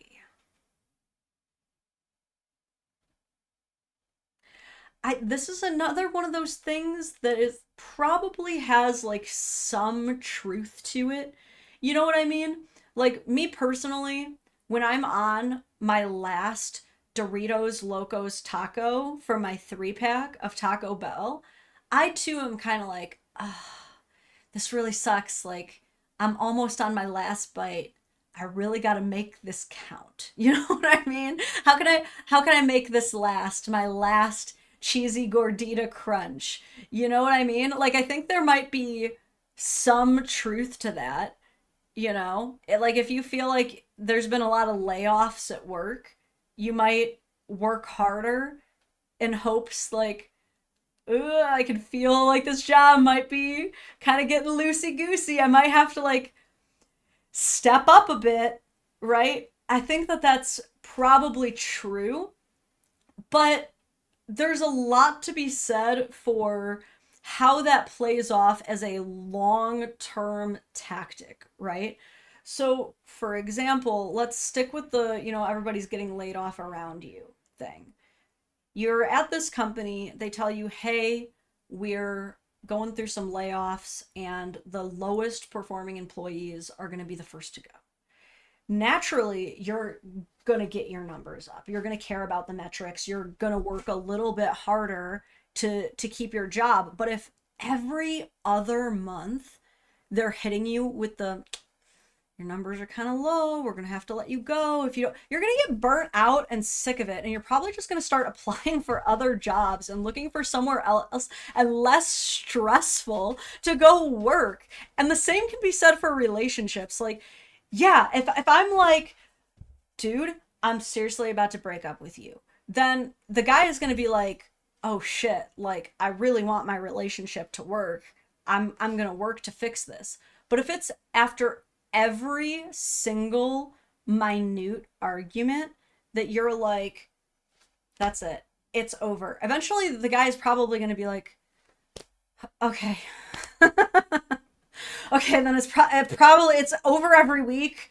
So, let's just call it. Like you can only endure that constant stress and like feeling like it's all about to slip away for so long. Like I think that there is some truth to this, but that's probably why she's still single, is because she uses these tactics over and over and over again, and she sees them working part-time, but then when the relationship does end, she's probably just convincing herself like, well, it's because I wanted it to end, not because my tactic wasn't working. I just didn't want that guy. You look like you're about to say something. TJ is... Oh, no, I was just I'm off to get my tooth looked at. Just wanted to say have a good rest of your stream. Thanks. And then I'll just take her somewhere. Let me know when you're done, so you don't have to like stress about the time. Okay, I mean, I'm probably not gonna stream for too long. People can barely handle 3 hours of this stuff. I know, but like if you go a little bit past 3, I'll just take her to like Schuler's or something. Okay. Cool. I feel that the chat has turned into everybody talking about Taco Bell now. I gotta see what the comments are saying in here. And sadly enough, sometimes it's too late. It slips right through. You are a literal queen. Yup, you're a model. Yes, but then how do you ever get in a long-term commitment? Oh, the girlies are starting to question her approach. They're like, okay, I hear you, but like, how do you ever keep the man then? Oh, that part never comes. Don't worry about that, okay? So somehow by constantly playing dudes, making them constantly stressed out and never talking to them, somehow your money will get up. How? I don't know, okay? I'm still trying to figure it out, quite frankly. Rich people advice: how to look rich for less. this doesn't sound like advice that an actually rich person would tell me. Why would you have to skimp if you have all of these men who allegedly buy you things and spoil you and you know how to get all of it? Why would you even need to settle? I don't understand. From rich, successful, smart people is you don't need a lot of money to look expensive. For example, I ordered this bag from this company called Oroton, Oroton, which, by the way, I did reach out to them and I was like, kind of blowing up on TikTok right now. Would you want to send me a bag in exchange for a video? They completely ignored me and I was like, whatever. Oh God, she's one of those too. She's one of those people who's just like, hey, I don't know if you noticed, but I'm like kind of blowing up. Like I'm kind of a big deal. So like, do you want to just send me free stuff? Like, don't get me wrong, that is partially like the type of game for creators is you reach out to brands, you ask if they're interested in collaborating. Like I do it too. But there is something like super cringe about the types of people who are just like, listen, I'm amazing. Send me free stuff. Okay. Like there's a little bit of that. It's a little bit cringe because typically what you offer is you're like, would you be interested in, it's like a, you know, you scratch my back, I scratch yours. Like you might send me the free product and then I will create an integration for you on my space that talks about the product. It doesn't sound like she was even like offering to do that. She was just like, just send it to me and maybe I'll mention it. Like, that's crazy, dude. And I love that she's like, and they completely ignored me for some reason. Like, yeah, but doesn't that make you want to chase them more? That one guy says she just told on herself. Absolutely, dude.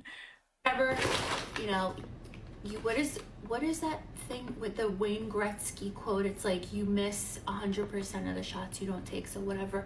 This is another tip. Always ask because you never know what the answer is, even if it's no. Anyway, I digress. I mean, this is the good bag. Advice. So I wanted a summer bag, but I don't want a dupe, and I don't want like a bag that everyone has, but I want it to be good quality, looking expensive, chic, something I can wear forever. I also wanted a white leather bag and I wanted it to be small. And this is the best part. This is actually why I ordered the bag, because I'm really into like spheres right now. Look at this. Isn't that adorable? And it does come with a strap if you want to put it over your shoulder, but I just want to hold it like this or like this. It's gorgeous. And if you go on their website, you can get $30 off if the item is over $300. So this one I think was $300, and then I put in the code and then $30 off, and then it was. This is not even good advice, quite frankly, for me. So you're telling me this is how to look rich without spending money, and then you still spent $300 on a tiny little sack? You bought a $300 sack, and you're trying to tell me how to look rich without spending money? Girl, you spent a lot of money on nothing. What are you talking about? The $300, that thing ain't even that cute. It's alright. But first of all, nothing about this like Temu Cruella DeVille outfit is like leading me to believe that you have any money. Look, y'all, zoom in on this floor here. Okay, look at this dirty paint-stained floor. You got the cheap-ass box storage. You are clearly renting like a very average, like, girl. I don't think that anybody is buying that you are rich. It just looks like you are spending the money that you do have probably irresponsibly. I was really expecting her to like pull out this bag, like compare it to an actual Michael Kors or like Versace or Coach, although I heard Coach isn't even cool anymore. I don't know. Compare them and be like, look how similar this looks compared to this actual $300 bag, but this one was only 40. Honestly, I still hesitate to even spend $40 on a bag. But what? This is like the worst advice I think I've ever heard in every asset. Worst dating advice, worst shopping advice. This is not helpful at all, dude. Okay, gotta turn off the volume on this one. But it's really just, it's her in front of a mirror. Again, in a very average rental. I cannot stress this enough. She's wearing a decent, like, business casual outfit, I would say. Nothing, like, extraordinary. Definitely, like, on the cuter end, though. Samantha says, look up rent in NYC, though. Fair enough. Fair enough. She says, another thing I learned from rich, successful, smart people is this. The less you do, the more you get. This is the one where I don't actually think she's talking to any rich, successful, or smart people, because no rich, successful, smart person would ever tell you this. What are you even talking about? I know men listening are absolutely like, huh? There are so few situations where this could ever possibly apply. The only time I could ever think of this advice working is if you are literally in elementary school and the teacher goes, we're gonna play the quiet game, and whoever stays the most quiet during this test gets a prize. That's probably one of the only situations in the world that I can think of where doing less will actually get you more. In every other aspect of the world, though, your career, advocacy, friendships, relationships, no. Absolutely not. Again, this advice is very for short term only.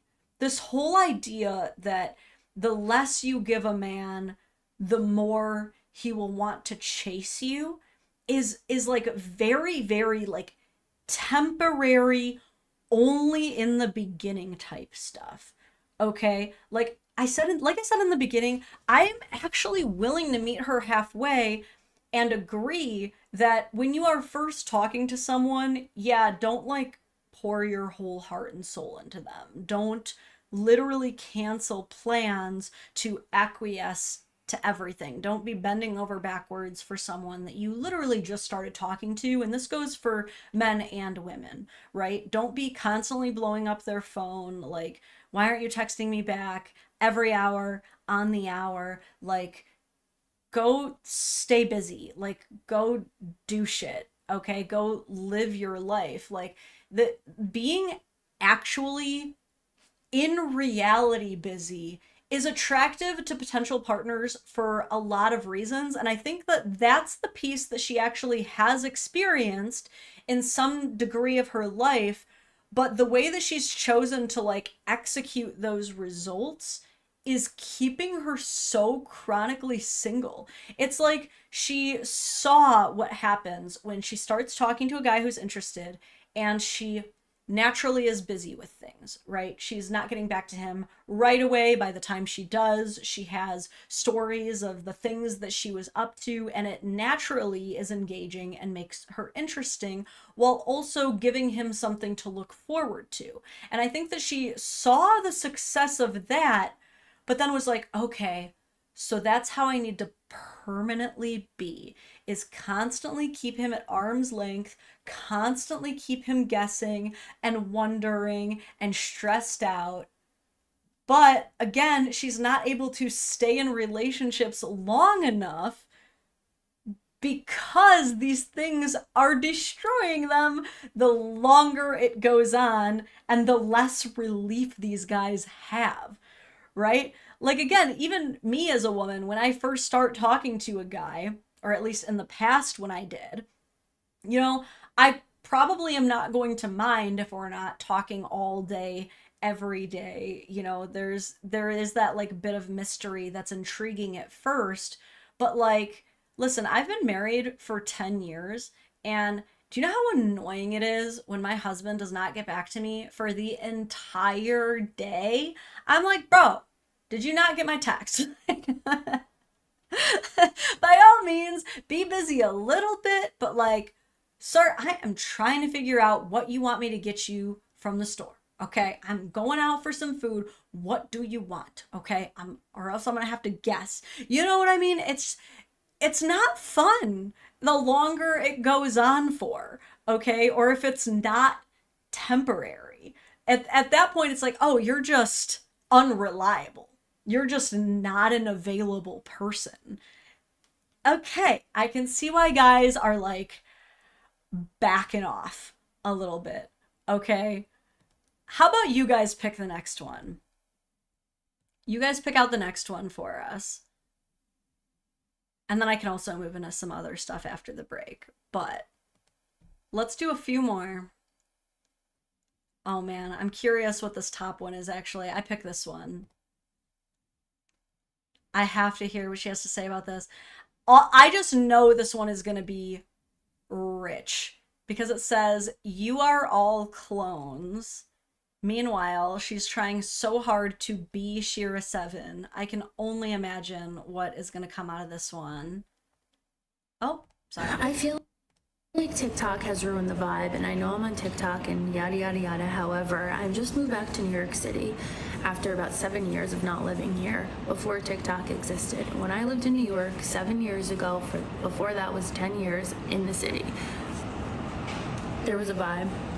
You didn't have all these people coming to places, bars, restaurants that they saw on social media, and they were like, okay, that's cool because TikTok said it was cool, so now I have to go there and I have to wear my slick back bun and my sambas and my TikTok uniform, and you know what I'm talking about. And it's like, especially in New York City, it's like, she has such an annoying way of talking. It's so slow, and it never really seems to go anywhere. It's like she talks so slow for a person not saying anything. But also, what are you talking about? You're telling me that 7 years ago, people were not going to bars and restaurants that they saw advertised? You're telling me that 7 years ago, people did not dress in similar fashion styles when going out to these places? What? I feel like she saw that one viral video of the girl who's like, everybody in New York City is just the same, that like blew up and was controversial, and was like, that I'm gonna make a similar video. You have access to all of these things. Like, you walk outside of your house and you're walking down the street and you can get inspired that way. So why are you looking on Pinterest, looking on TikTok to get inspired, and then you go out? Like, I went out last night with one of my really close girlfriends, and it's like everyone is a clone. Everyone is a clone. And I'm like, this is so lame. Look at you.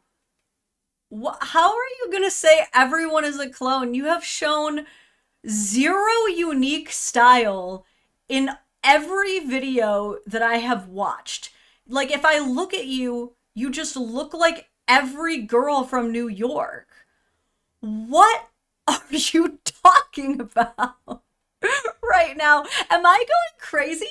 Why is she mad that people are using resources available to them to learn about the world around them.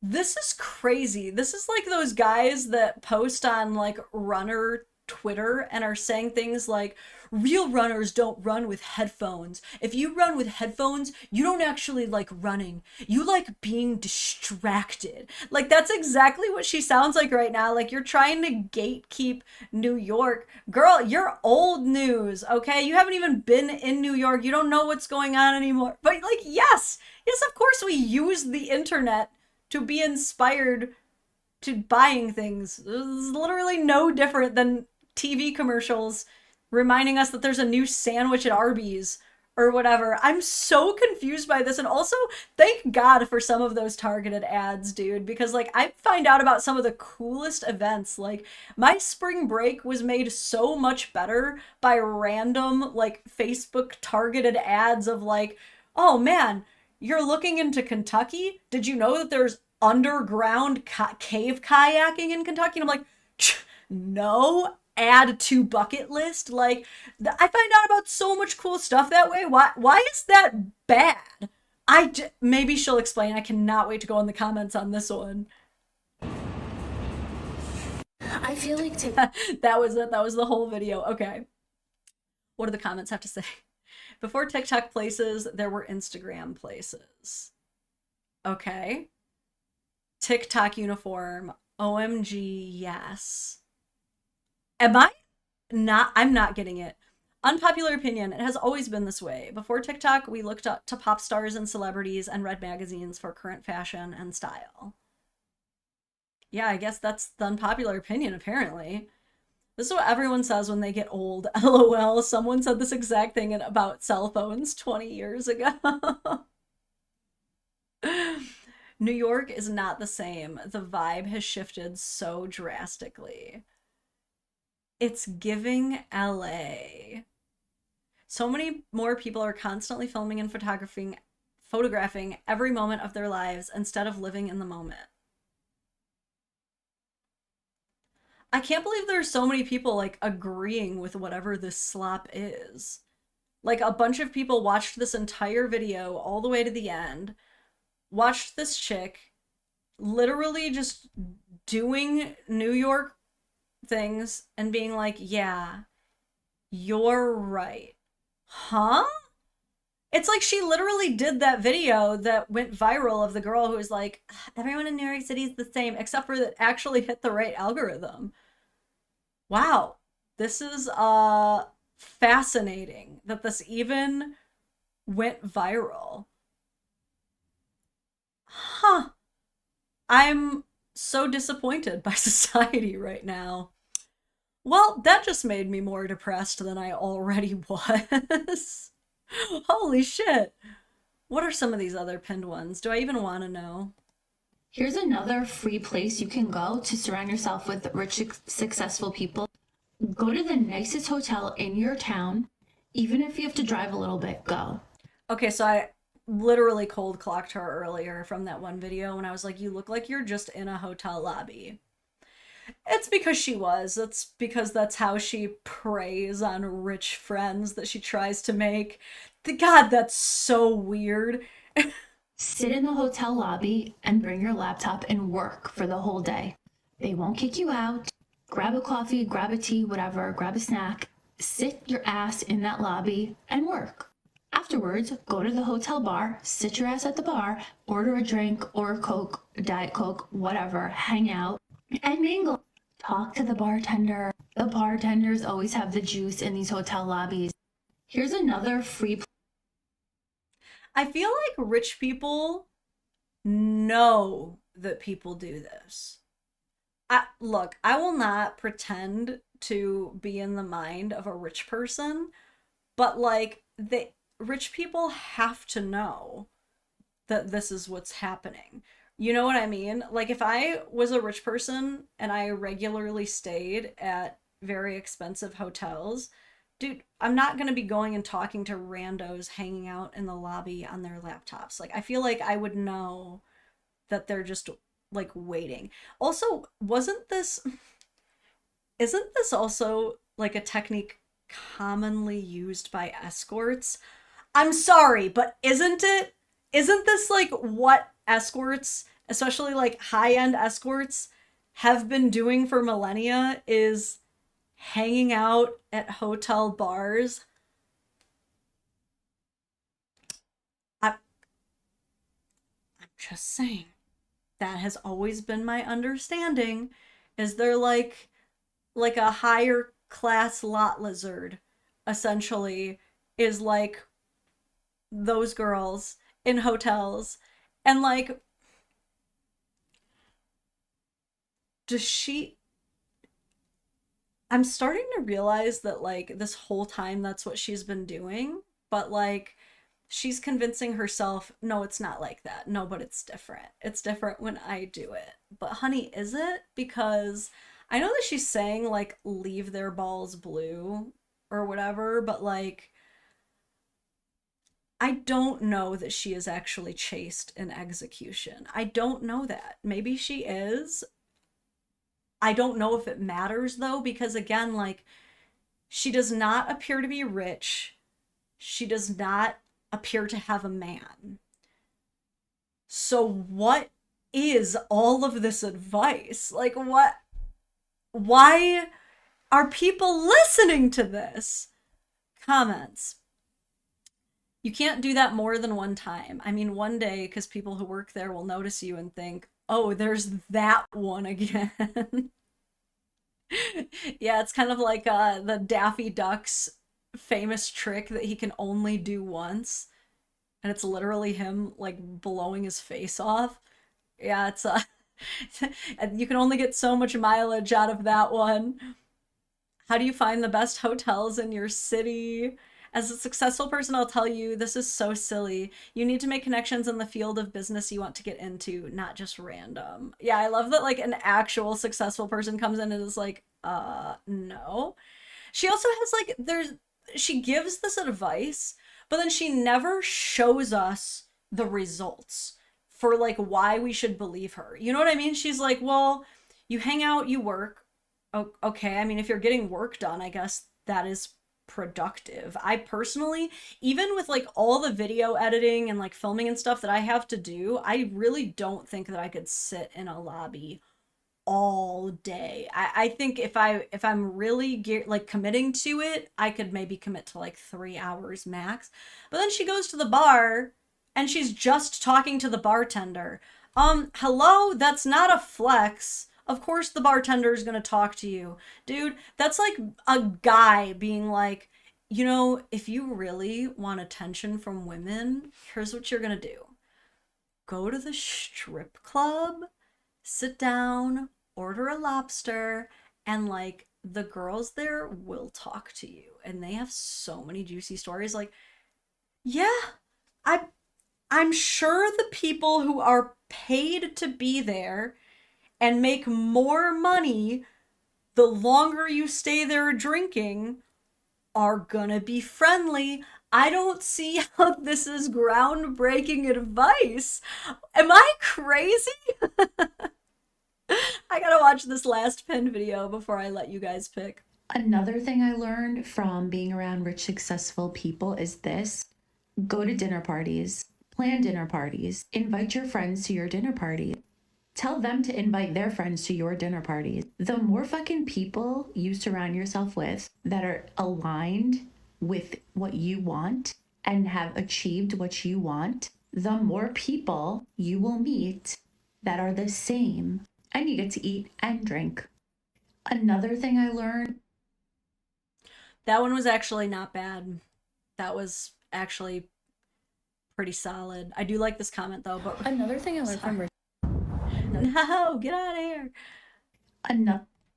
This comment says, but rich people aren't coming to my 1-bedroom apartment for a dinner party. I was seriously wondering that. I'm like, girl, where are you gonna host your dinner parties at?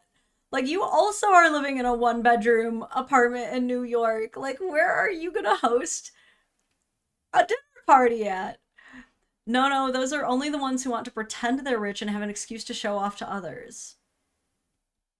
I mean, she did say that she's looking to find people who think similarly to her. Sounds like a lot of work. Networking is so important. OMG. Okay, that was actually not bad. But okay. What should we play next? Let me show you guys the full gambit of what we're working with here. We could do another version of stress men out and they'll be obsessed with you. Keep men stressed, they will be obsessed. I think that's all we'll see from that one. It's just a picture. There's a lot of these along this. Rich people advise how to manifest, where to meet rich guys. This is just the same advice she keeps giving over and over again. The best position to be in is when you don't need attention or money. I mean, probably, but why are you chasing both of those things then?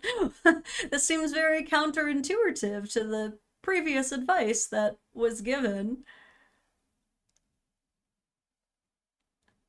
Believe in yourself as much as you believed in your ex's potential. Yeah, that one's kind of funny. I see that one get reposted a lot. What are you guys thinking? Your standards need to be stronger than your emotions.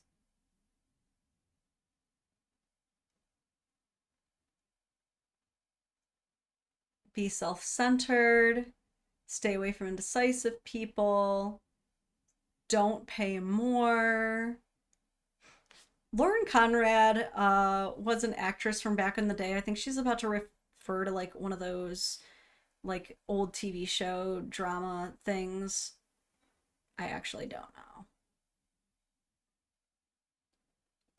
I gotta hear this one. Another thing I learned from rich, successful, smart people, especially about dating, is this. Filling up your schedule will save your sanity. For example, I just saw this TikTok and the girl was like, I text him first always. He always responds, but what does that mean? It means that you are not busy enough. You need to go get a life and you need to stop texting him. Because what if you didn't text him first? Would he text you first? Wait, I don't understand the problem. She said that she always texts him first, but he always replies. Okay. I don't... Is anyone else seeing the issue? Like, what? I guess she's upset because he, like, doesn't start the conversation first. Have any of these girls ever thought about being like, hey, I notice that I tend to initiate conversation. Can you text me good morning? But I guess, like, that's also part of this whole, like, new culture of dating advice is you're not supposed to have to ask for anything. They're supposed to just know. Maybe do that. Maybe put yourself first. It's all this overthinking bullshit that makes us go crazy, and it's because we have too much time on our hands, and that is the culprit to all of this shit. And the other thing is we have too much access to anyone, the phones, social media. Actually, I'm 43. Bars. I'll be 43 in July. When I was growing up, dating was the best. We had lives. We had a rotary phone. I actually ended up having my own phone line, which was like very cool. I had an girl, I think I've heard enough. This woman is 43, living in a one-bedroom apartment in New York City, trying to tell people how to pretend to be rich and still having no man.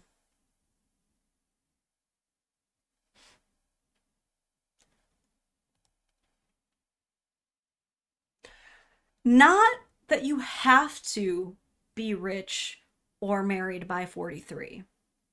But if your whole presence online is, I'm never wrong, I'm smarter than you, I'm better than you need to listen to my advice, you should probably have those things that you claim to be able to help people get. I feel like you should have those things.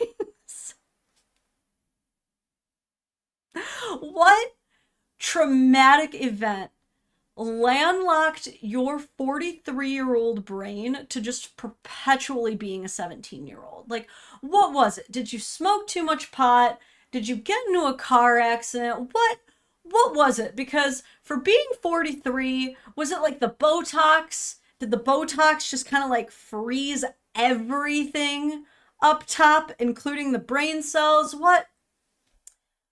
How did we get here? Because ain't no way. And I will say, it looks amazing for 43. Looks great for 43. Okay, I will give her that. But that makes things even more suspicious, because how are you going to be an attractive, fit, allegedly successful woman in one of the most populated cities and you don't have no man? That's what is wrong with you at that point. Because I'm sorry, you cannot tell me that it's because that's what you want when you are literally still trying to give advice for like, here's how to get a man. Are you trying to convince yourself? I love Rachel Zegler's take on the story. Weird. It is. It's all weird, and it has left me very confused. But that has been my coverage of Sasha Bella, Cinderella, the rich girl dating coach for young women.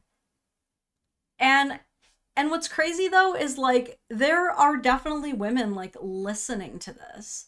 They see this woman and they're like, "Oh, what a wise elder. Like I hope that when I'm her age, I'm that confident and pretty, and like what do I have to do to get there?" And then she loads you up with this terrible advice. And it's like, I wonder, I don't think that it's just like the partner shaming. It's like women see these original videos and they buy the snake oil, essentially. They're like, okay, yes, I'm listening to you. You were absolutely mistreated on Mother's Day. Was she though? They're like, I will listen to you. You know what you're talking about. Does she though? It's like they're not seeing the forest for the trees. The answers to the test are right there in front of you. Like you look at this page and you hear this woman telling you, if you want to be successful, you're gonna sit in hotel lobbies all day long, then hang out at the bar all night long, desperately hoping to be noticed by some rich and successful man. But then when that rich and successful man does notice you, you pretend you don't notice him. You do not engage. You do not entertain. You pretty much act less interesting than a ChatGPT AI romance bot. And that is how you will get a man. You do any amount of digging, you see there is no man. There is no exorbitant amount of wealth. There doesn't even seem to be joy. I have yet to see this woman smile in a singular video, okay? Like, there's not even wine and cats. There's nothing bringing this woman actual happiness. And y'all are gonna take advice from Timu Cruella DeVille over here? Okay. I think that anyone who wants to take advice from her absolutely should. I think that they should take every single bit of this advice, because men are going to be able to recognize this so freaking fast. And I feel like women have no clue.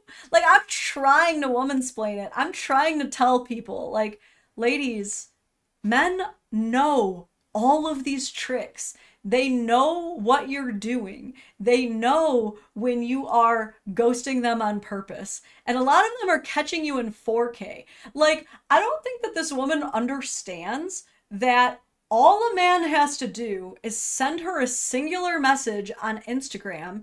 And then from that point, it doesn't matter if she puts her phone on airplane mode or she leaves him on red and goes about her day. He'll be able to see, oh, active 30 minutes ago and see, okay, so you are on your phone. You're clearly playing on your phone and in my face. I think most guys honestly want a woman who's fun. Crazy hot take, but I think most men actually prefer women who are fun and engaging and who actually frickin' like them, dude. Like, this advice is really crazy and unhinged. But at the same time, I'm happy that it's getting out there. Like, I'm actually happy that the types of delusionally narcissistic women who are so full of themselves that they truly and honestly believe that they are the prize purely from existing are buying into these things, that they're actually thinking like, okay, so if I want to get all the top tier rich, the chadliest of chads, all I have to do is just not talk to them. By all means, by all means, pop off. You are doing us a favor, dude. You can continue driving the consumerism by buying a cheap $300 purse. Pop off. Honestly, I'm not mad. I'm not offended, quite frankly. All right. What are we going to get into next? I just accidentally closed out of my notes. I'm going to open this back up. We're going to take a quick break so I can run to the bathroom and come right back. But when we come back, do we want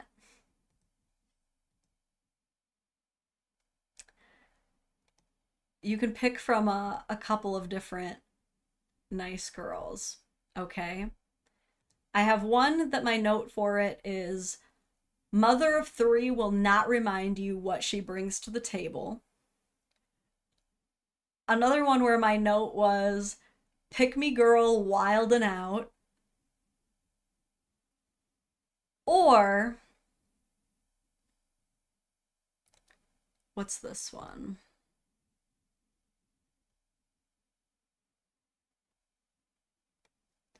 Or another nice girl who crashes out when simply asked what she does for work.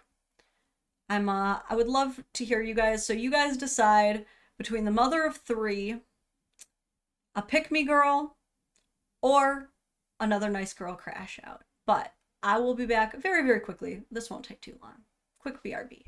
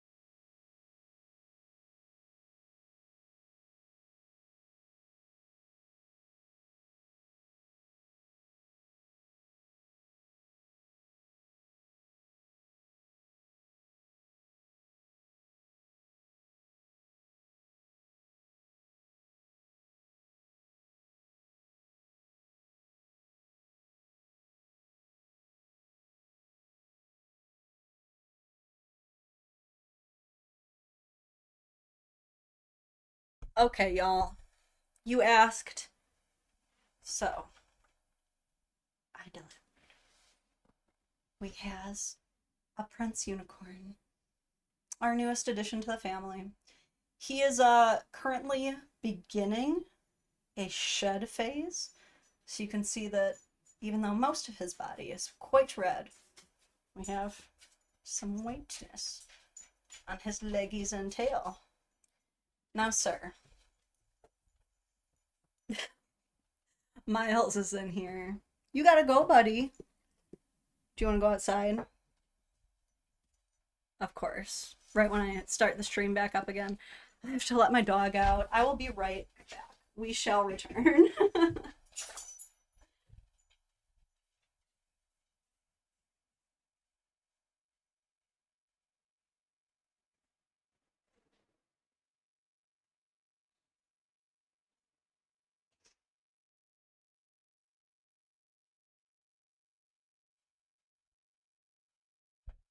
Still have to make a Prince emote.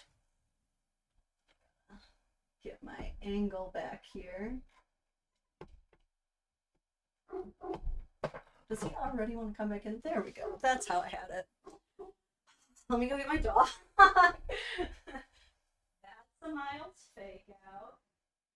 Goodness. Are you just jealous that you don't get the pet tax today?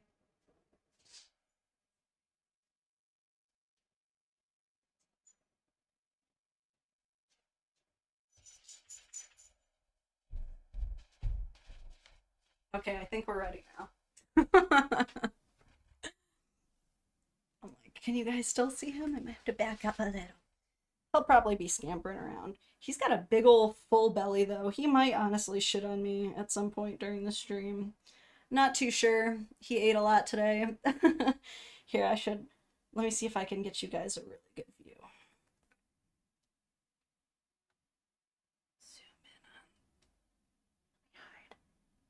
Zoom in on the lizard.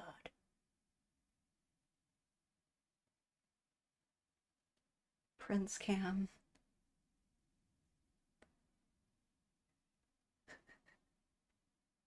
Yeah, he's cool. We like him. We'll keep him.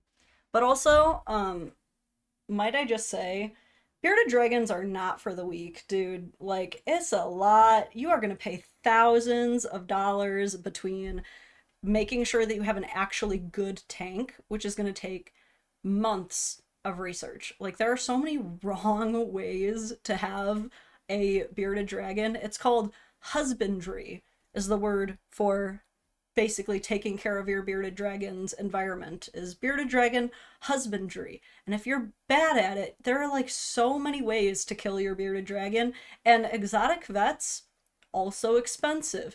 These guys, they'll eat so many roaches every day. So you just have to keep roaches in your house. And on top of that, it's not just that you have to feed the bugs to your dragon. You also have to feed the bugs. You have to gut load them so that they have the essential nutrients to give to your bearded dragons. Okay, so not only do you have to make like these fancy little salads for your dragon every single day, you also have to make fancy little salads for the roaches. Okay, then when you get the roaches out, you have to sprinkle them with calcium dust. You have to sprinkle the bugs, and then and only then can you feed them to your bearded dragon. Okay? So it's like, do I get to walk around with freaking Mushu on my shoulder? Yes, it's awesome. I feel like Mulan. But there is so much work. If anybody ever tries telling you, oh, bearded dragons are beginner pets, you call them a liar. You tell them that their pants ought to be on fire because what they told you was a lie from a liar. They're not no beginner pets, okay? They are freaking awesome, and I'm glad that I have the time and the money and the inability to say no to my daughter of it all, but like, not everybody's made out for this life, okay? There are usually like local lizard places that you can just go visit anytime you want. And a lot of times they'll even let you hold them. They're pretty chill guys for the most part. But do you need one? I don't know. Okay, this has been my anti buying a bearded dragon pitch for most people. It's like, I've got to imagine it's kind of like being a fox owner, where you're like, oh my god, that's so cool that you have a fox, but like, people don't tell you until you actually talk to a fox owner. Foxes are such diabolical little shits. They actually pay attention to and memorize the things that you love the most, like the physical items. So like wallets, phones, and they steal them from you on purpose just to piss you off. They'll just take them and run away and like make you chase them for it back. Like, they love to do that. People don't tell you that. They also don't tell you how bad it hurts to get bit by a fox. Also not fun. And they do pee everywhere, yes. Super Ether said, as soon as you mentioned roaches, I knew I couldn't handle the dragon life. That's what I'm saying. Like, people don't realize, like, once I became a bearded dragon mom, I also became a roach mom. If you guys want us to have a truly haunted stream, I could show you my roach colony that I have, actually. I did the math, and it's cheaper to just raise a colony of roaches, like just breed them yourself, feed them all yourself, instead of like going and buying the roaches from a store. So yeah, I just have hundreds of roaches living in my house, and I make them salads. My life is so strange. Yeah, I will not show you the roaches. I know more of you would hate that than not. Not my Asmon Gold arc. Okay, at least my roaches are contained and deliberate. I know. Yes. So do enjoy the cuteness that comes with a Sir Prince Unicorn, but I had to give y'all that responsible mom spiel about bearded dragon ownership, because there's a lot of people out here, like, I think they're one of the #1 most rehomed pet, because people are just like, oh, a lizard, that looks like a cool guy, and then like, if it doesn't die within their care, which many do, then they eventually have to like rehome it because they're like, I cannot afford this. I don't know what I'm doing. Like, it's sick, it's broken. My husband goes, by the way, while I'm out, do we need a bigger bin for them? I honestly think what we're using is good.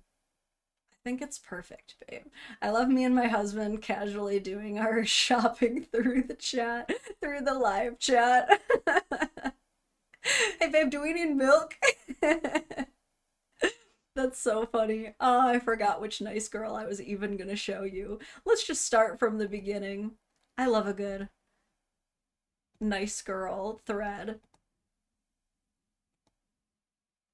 Man, and this actually comes at such a perfect timing after we were just talking about sprinkle dating culture and what it is doing to the current and future generations. And let me just tell you, this is such a great example, okay?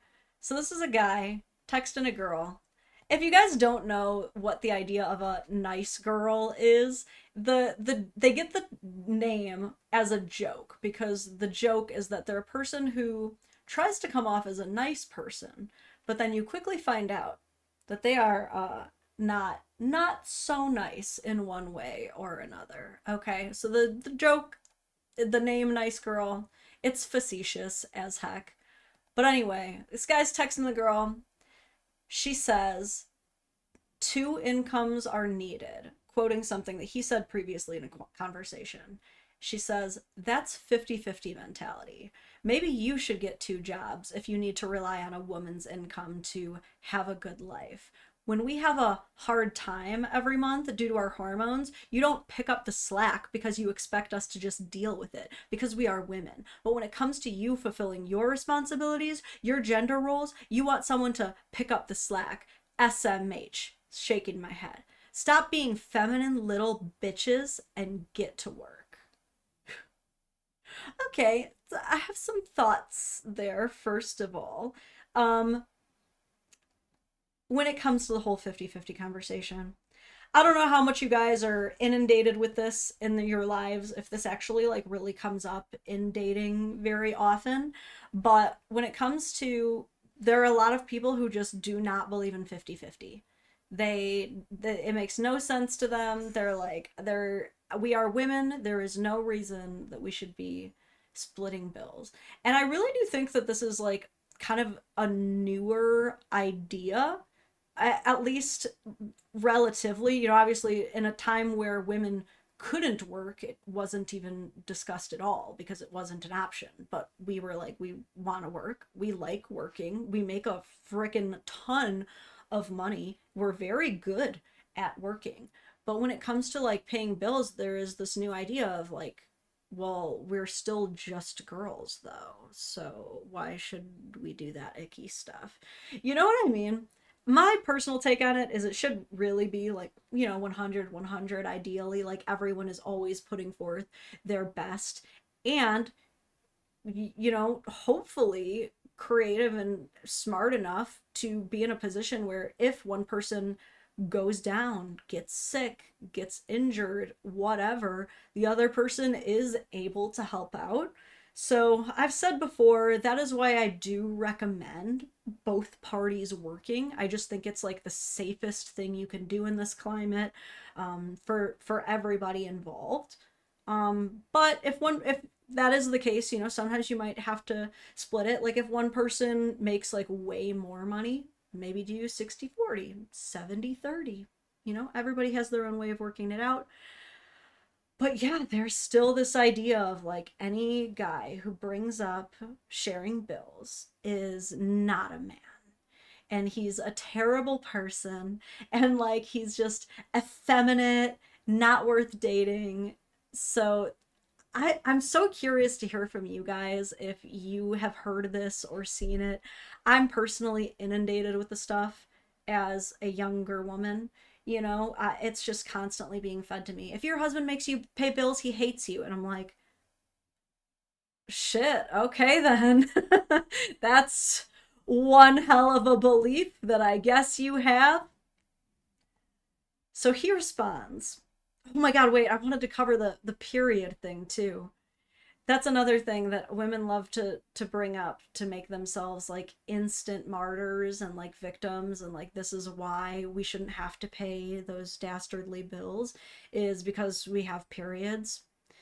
And it's like, first of all, there are tons of ways that guys can quote unquote pick up the slack when we go down, and I think that a lot of men do and are happy to. You know, like that's something that I've always taught my stepson, as I'm like, hey, you know, when we were teaching him, you know, the birds and the bees and all that, I was like, you know, this is also a thing that's happens to women. It's gonna start happening to a lot of the girls in your class. So like if they're ever like in pain, or like there's any way you can comfort them, if God forbid you ever see a girl like bleeding through her pants, like offer her any kind of sweater you have to tie around her waist. Like everyone's going to be going through a really hard time, like look out for each other. And I feel like a lot of guys do that, and so it's like weird that she just like, yeah, he can't bleed for you or literally take the cramps over for you, but why are you being so uncreative that you can't imagine a man could help a woman in any way while she's going through that, you know? Come on. So it's like the only way that, like, nothing that he could physically do would equalize it except for paying bills. Okay. Anyway, he says, respectfully, I didn't say 50-50, but a partnership. I'm working right now, and it's 6 a.m. on a Sunday. So he's like, that's his response to stop being feminine little bitches and get to work. He's like, I'm literally working right now. It's 6 a.m. on the weekend, and I'm at work. He continues and says, if I make all the money, then I can expect dinner on the table and the house clean every day. Which... look, I'm not even gonna lie. This is exactly why I've never wanted to be in a I'm the sole breadwinner position. I've always wanted like a partner where we're both working and contributing and like just doing about the same as each other when it comes to when we get home. It's just, that's just the way that I like it. But if I was in a position where the other person like is not working at all, I'm gonna be real, I would have some expectations. Like, if I came home consistently to a dirty house, they're never cooking, they're never meal prepping or like getting anything ready for us, not doing any of the shopping, like, I would not be happy. Okay, I'm just saying, like, I would have some expectations as well. And obviously he's a little bit curt in that messaging. I don't know the appropriate way to even have that conversation as far as like talking to someone. I don't know. I would just like hope that whoever is home and not working would just take on, like, just assume the role, you know, and you wouldn't even have to remind them, right? But the way that I think he's just matching energy. I would not recommend guys go into conversations typically when it comes to, you know, expectations of dividing pay and labor, but like I would recommend probably not being like, so you're gonna cook and clean, right? But honestly, I do like the directness too, especially if you're already at that point in the tonality. Apple Juice, thank you for the 5 GBP. Says my parents split it in my parents split it so my dad's salary paid for outgoings and my mom's salary went into savings. Yeah, I really like that way. That's a really clever setup, I will say, because savings go a long way. Okay, me and TJ do the thing where we have our main joint account, which we use for bills, but then we do also have individual accounts, just because that way it's like fun for, you know, gifts or like surprises. You know what I mean? Most of our money's in the joint account though. Me when the dinner is cold, fight. No, that's okay. I will say I can warm up some dinner. All right. I'm a negotiable hypothetical ruler, okay? Let's see how this conversation played us out. Okay, he even clarifies, not being argumentative, just genuinely curious. Okay, he saves himself a little there at the end. She says, so you need a housekeeper, not a woman in your life. Look, if at your age you don't know what a woman brings to the table, that's not for me to fix. I don't have time to educate a grown man on a dating app. I have 2 little boys who I will do that with. Okay, I was wrong. It was 2 boys, not 3. She's only a single mother of 2 boys, not 3. That was my bad. Okay, she's still the prize. And FYI, it's not necessarily about the money, but about the mentality to take care of a woman and potentially your kids. I own a fully paid for house and car and have a pretty good amount saved in my bank account. So I don't even have to work, but I choose to work while I'm raising 2 kids, while I'm cooking and cleaning and working out. So I don't need a man for money, but I will never be attracted to a man who cannot provide. Gotta take a breath, but she's still going. You have one thing to do, and you can't even do that while we're doing 1,000 things at the same time. You have one thing to do, and you're still whining and complaining like weak little boys.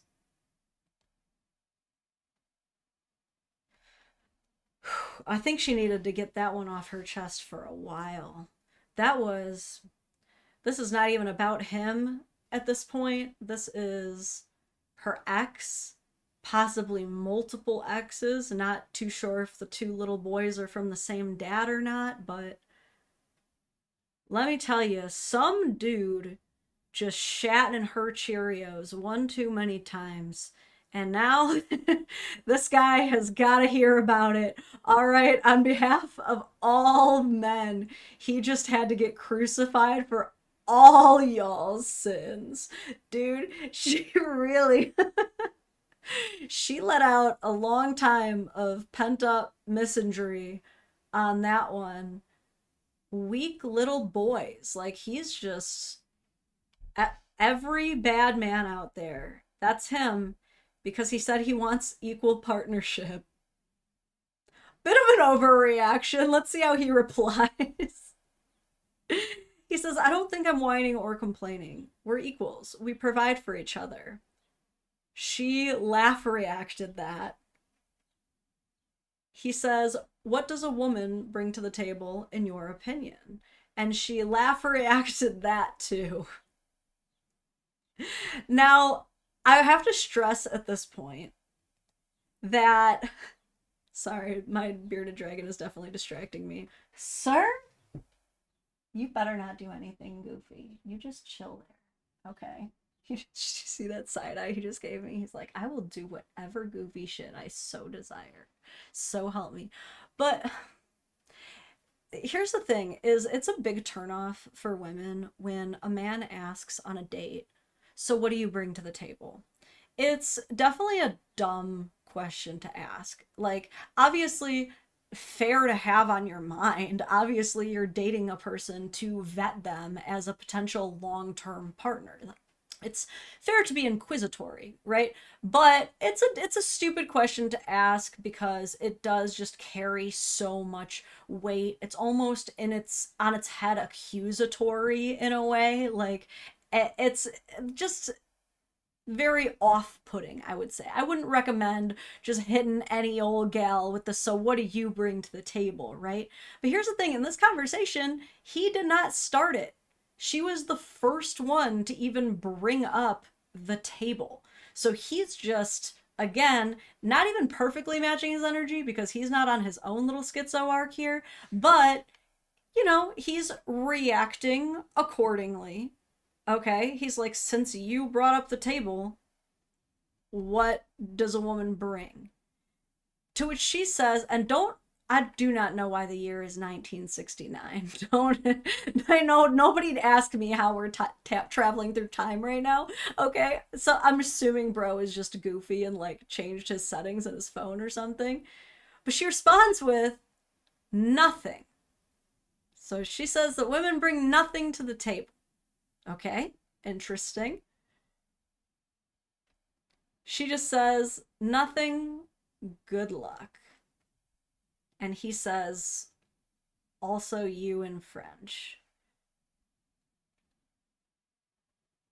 I feel like women are so good at just like self-sabotaging with some of the modern advice that they're getting.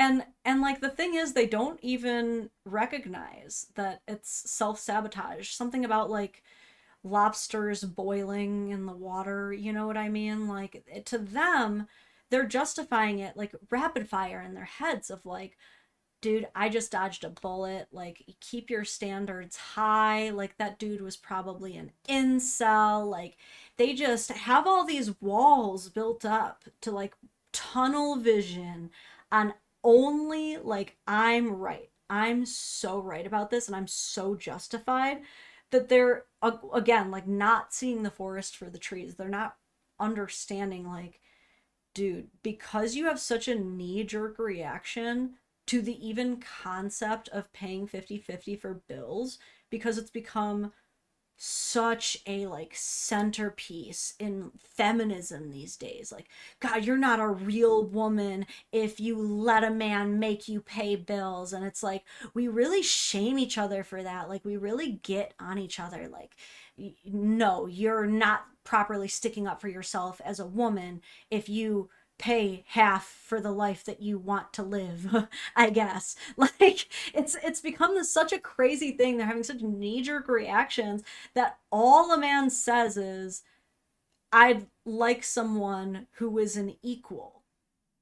Which, like, isn't that the whole reason we started feminism? To freaking begin with?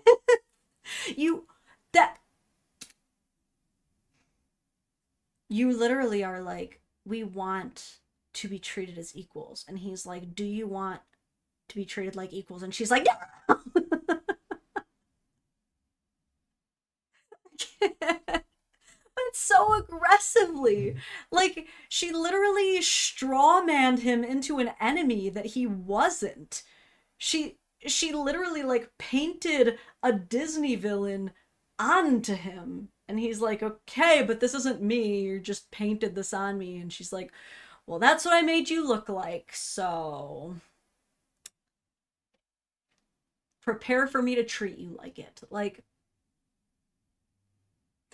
so it's like she's not only eviscerating the very large portion of the dating pool that expects a like 50-50 arrangement where bills are pretty equally contributed to as long as both people are working, and they'd ideally like a woman who works, which is fair and reasonable, and there's nothing wrong with that. But she's also eviscerating an even larger part of that dating pool of guys who say things that slightly even allude to wanting her to pay for half of the bills.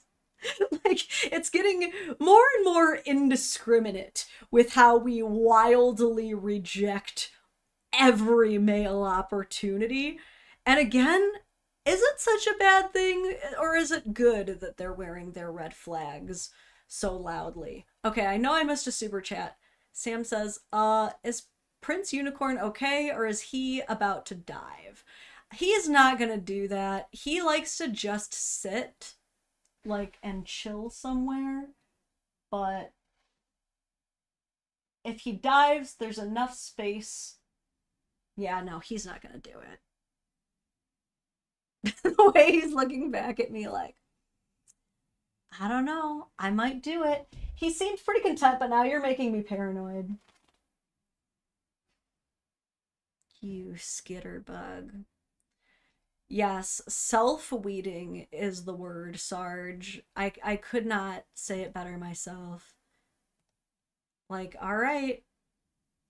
And like in their minds, they're just like, oh my God, I've had to reject so many terrible guys. And it's like, is that the full story? Apple Juice says, first and second wave of feminism howl in despair. Dude, truly, I say all the time, I'm like, I would really like to be able to consider myself a feminist. I like the idea of telling people, I think that we should all have equal opportunities, but like the way that people have like ruined it, like, man, I really don't think that I can hang with this crowd anymore. I don't want to say I'm like you guys. All right.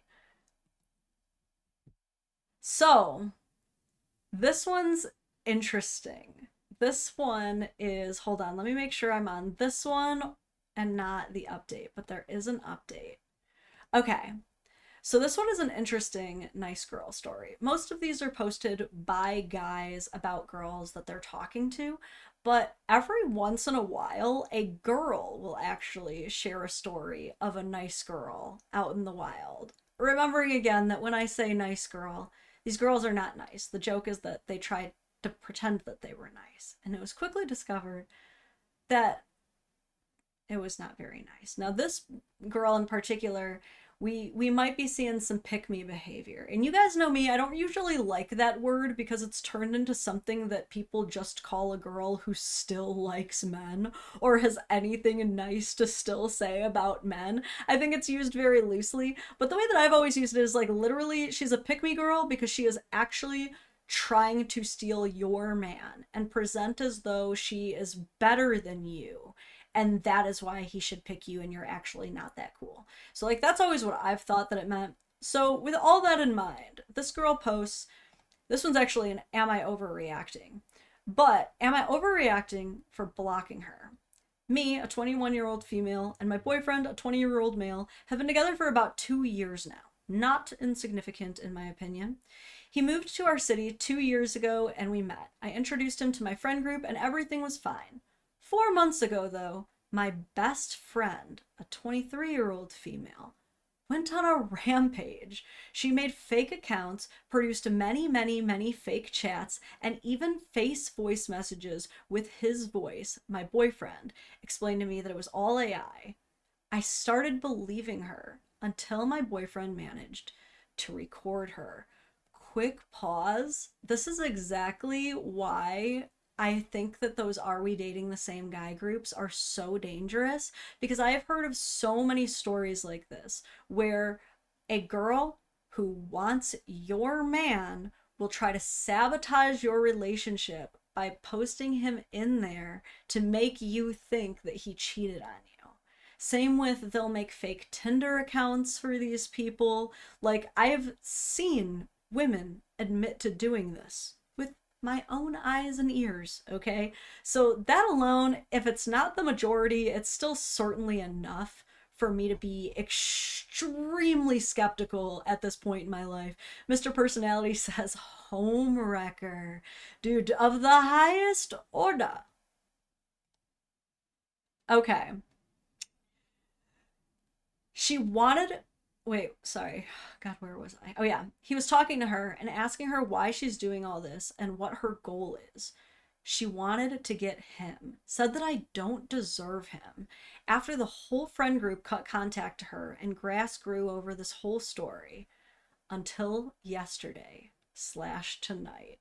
Damn, she was all ready to get over it. I would never get over that in my life. Okay, dude. If someone was literally like making fake accounts, doing all of this, my best friend, some freaking Olivia Nicodemus ass shit up in these streets, dude, I would never fully get over that. But she tried to. She says, "We got invited to a friend's 21st birthday. As we arrived, everything seemed great. We gave her the presents and started drinking a bit.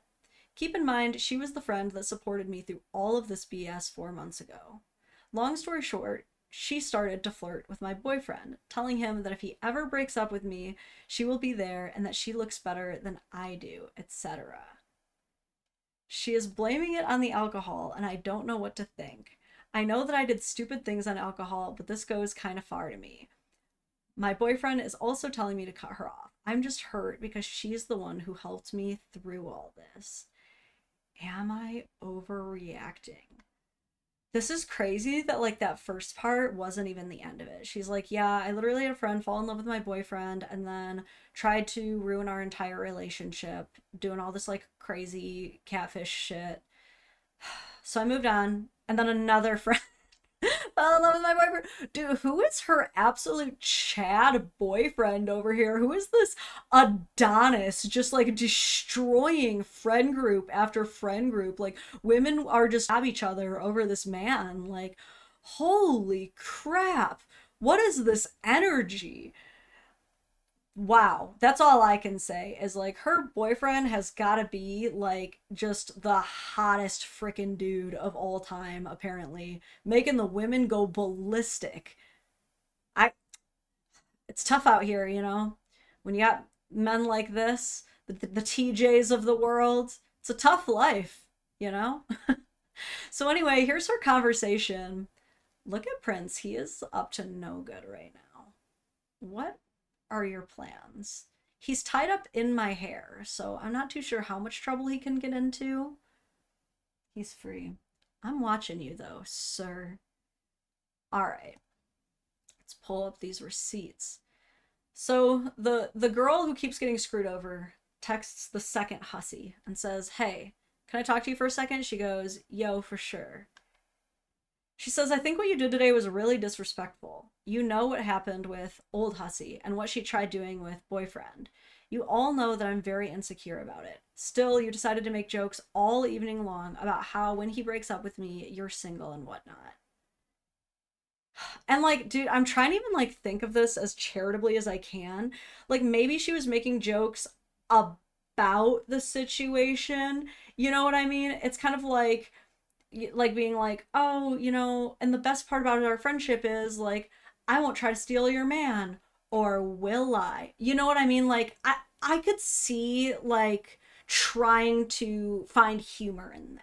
Okay, I'm trying to be as generous as possible, afford her like the best case scenario. Like, maybe she really wasn't trying to hit on her man in front of her right after going through all of that batshit buffoonery. It's not looking good though. It sounds like the feelings have been hurt. So even if that was her intention, dude, like, because I could see myself making like a bad joke like that and then them being like, "Hey, I actually felt hurt that you did that," and having to be like, "Oh my god, I'm so sorry, I'm such an idiot. Like, I was really just trying to like make you laugh." You know, like I could see myself being in that situation. But like, obviously, we're gonna hope that she handles this well. Okay. Alden, thank you. So sorry I'm late. Didn't get a notification. Ah, boo, YouTube, you whore. Okay. But friend responds with, "Damn, I didn't think this would hit you that hard." He clearly enjoyed it. And she's blowing it. Oh no, mayday. Mayday. Emergency retreat. That was not the right thing to say. Oh no, because I would be crashing out, y'all. No, you just saw how much work I did to try to save her. I was like, you can still get out of this. You'll still get out of this, but she really said he was clearly enjoying it though. You'd have to hold me back. I'd start swinging. Oh man, I might bite her ear off, man. I would go crazy on this shit. I don't like to admit these things. Okay? I don't like that I can be a bit possessive, you know what I mean? But to me, that's a direct threat on my mans, okay? You just clearly told me that you're trying to get my mans, and we're gonna have to clear some things up, okay? Dylan says I don't think so. He never accepts my advances. Dylan, you're just trying to get me to fight you, and I know that you're a black belt, okay? So I don't know if I'm trying to get that smoke right now. Me accidentally saying that if you're a black belt, it's safer to hit on my man.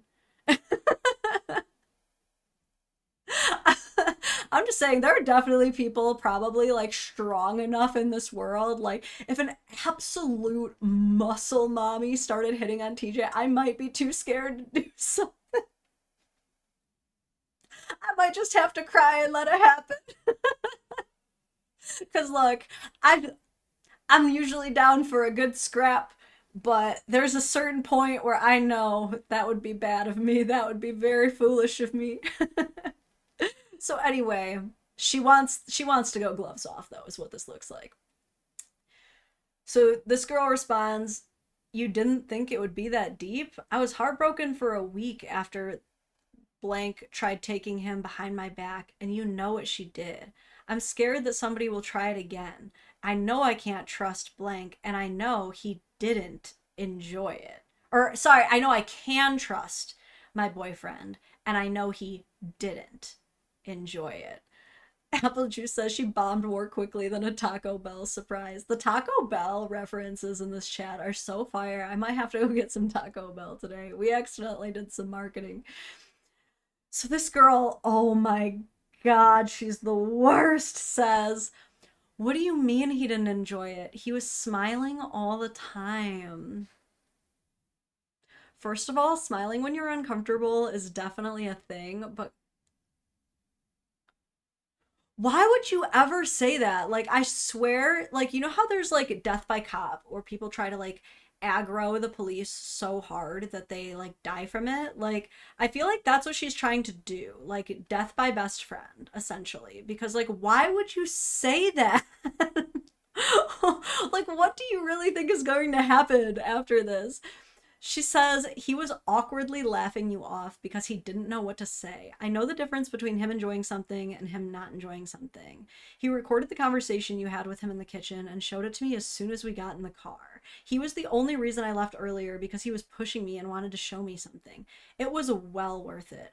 What the F do you mean with she doesn't have what I have and all the other BS you were saying?" This is insane, dude. Insane. It's, first of all, crazy that the boyfriend even thought to record this. Like, no offense to you men, but y'all are typically not like sneaky like that the way that girls can be. Like, y'all don't even remember the juiciest parts of stories, to a point that it's become like a meme. Like all those videos you see about the girls being like, "Why does my husband come home and tell me his friends are engaged and he has no story behind it? Why doesn't he know when the wedding is? Why doesn't he da da da da da?" And they're like complaining about how few details like husbands give. This is, and this, I will admit, this is definitely partially true. Like, TJ will go out to lunch with his dude friends for like 2 hours and come home, and I'm like, "So what's all the tea?" And he is like, "Oh, we literally just talked about like different Dungeons and Dragons builds the whole time." And I'm like, no gossip, no goss, not a singular drop of hot news, nothing for me. How dare you? But like, bro was what, like, and to be fair, he just went through this crazy shit. Like, he just went through it. And he is probably like on high alert, trying to just make his girlfriend feel secure, being an absolute Chad, which, by the way, mate poaching is so real. Like, women really can sense it when a woman is like happy with a man and that man is treating a woman good. And like, just for some women, they're like, "I want what you have and I think I deserve it more." And that's when they just start like going for it. Like, they see these women who are their peers and they think, "Well, if you can get him, I'm better than you, so I could get him. Clearly. Like, that's the way they see it. It's kind of like when you're in a yoga studio and like maybe you've been struggling with a move, but then you see like a room full of people doing it, and so it's like it makes you feel more confident doing it. It's similar to that. Like, these women, they see these peers of theirs, they're friends, and it's a phenomenon. It's why whenever you hear about like side pieces, it's like oftentimes the friend, and it's a jealousy. It's a, they want that. They don't think, they think they deserve that more than you do, right? And it's a wild thing, but it happens. That's the whole thing going on with this Kristen Jacobs case against Chelsea, with her best friend and next door neighbor Olivia Nicodemus trying to steal her husband from her, to a point where she's literally joining an affair coaching community to help guide her in her endeavors. It's sad, but luckily there are also plenty of women in the world who have no interest in stealing your husband. Thank goodness. They know how to find a man of their own, in fact. But sounds like that's what happened here. And so he had the recorder at the ready, and he literally gets this girl saying, she doesn't have what I have. I mean, cool. True enough. We all have our own unique things. But why are you pretending to be her friend then, when you're clearly a backstabber? That's just insanity. But I love that she gets busted, dude. That's so embarrassing that she tried to steal this man, and he literally is like, I'm telling on you. And she's like, fuck. She says, whatever. If you think he's loyal, that's great. And I'm happy for you.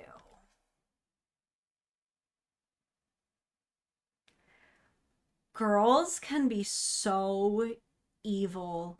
Okay, I'm not trying to go there with this misogynistic, like, no, kind of misogynistic, like, see, women are bad, but like, some certain girls can be certain. There are a certain subgroup of women that are just fucking evil and nasty and diabolical, and the things that they do to try to plant seeds of doubt in your head.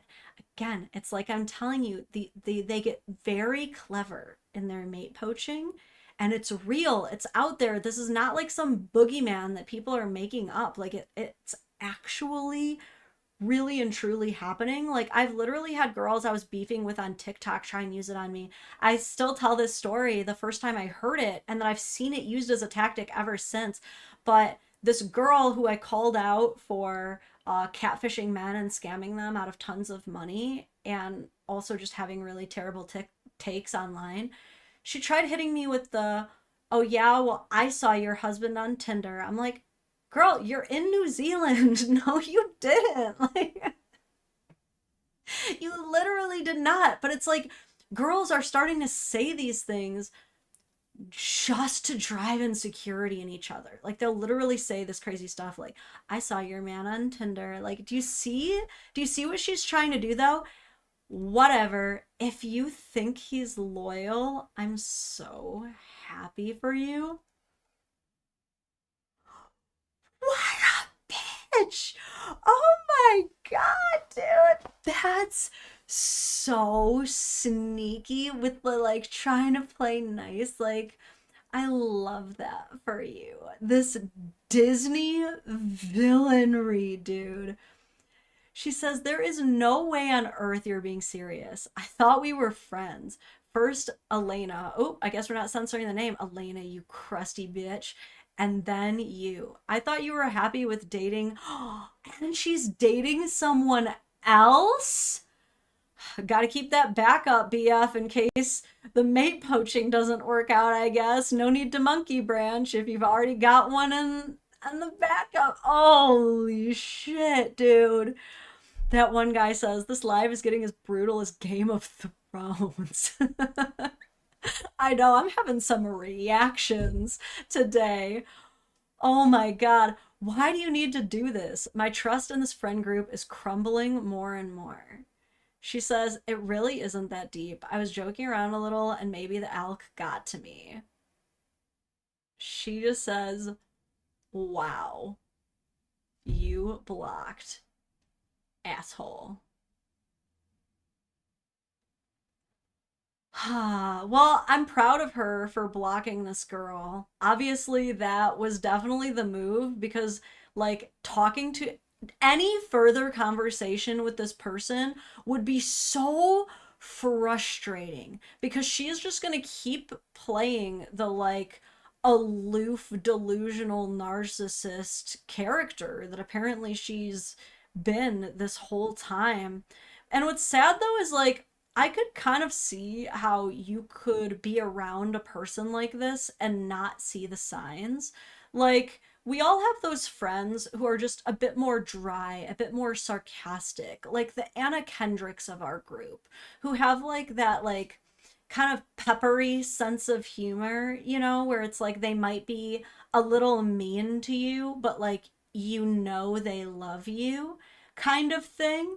And like, you think it's one of those until the mask slips just a little too much, and then you're like, oh, this isn't like one of those cute, like, things where you pretend you hate me.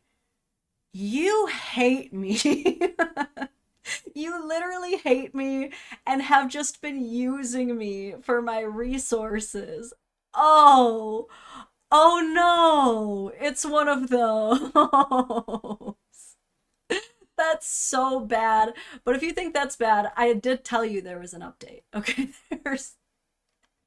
there's more. There's more, dude. Man, just this is literally, I bet all of these women are part of the other women community too. I bet they're all paying $83 a quarter or whatever to be part of like the cheater inner circle. Update. I was not overreacting. After what I posted a couple hours ago, I asked my boyfriend if we can test her on his phone.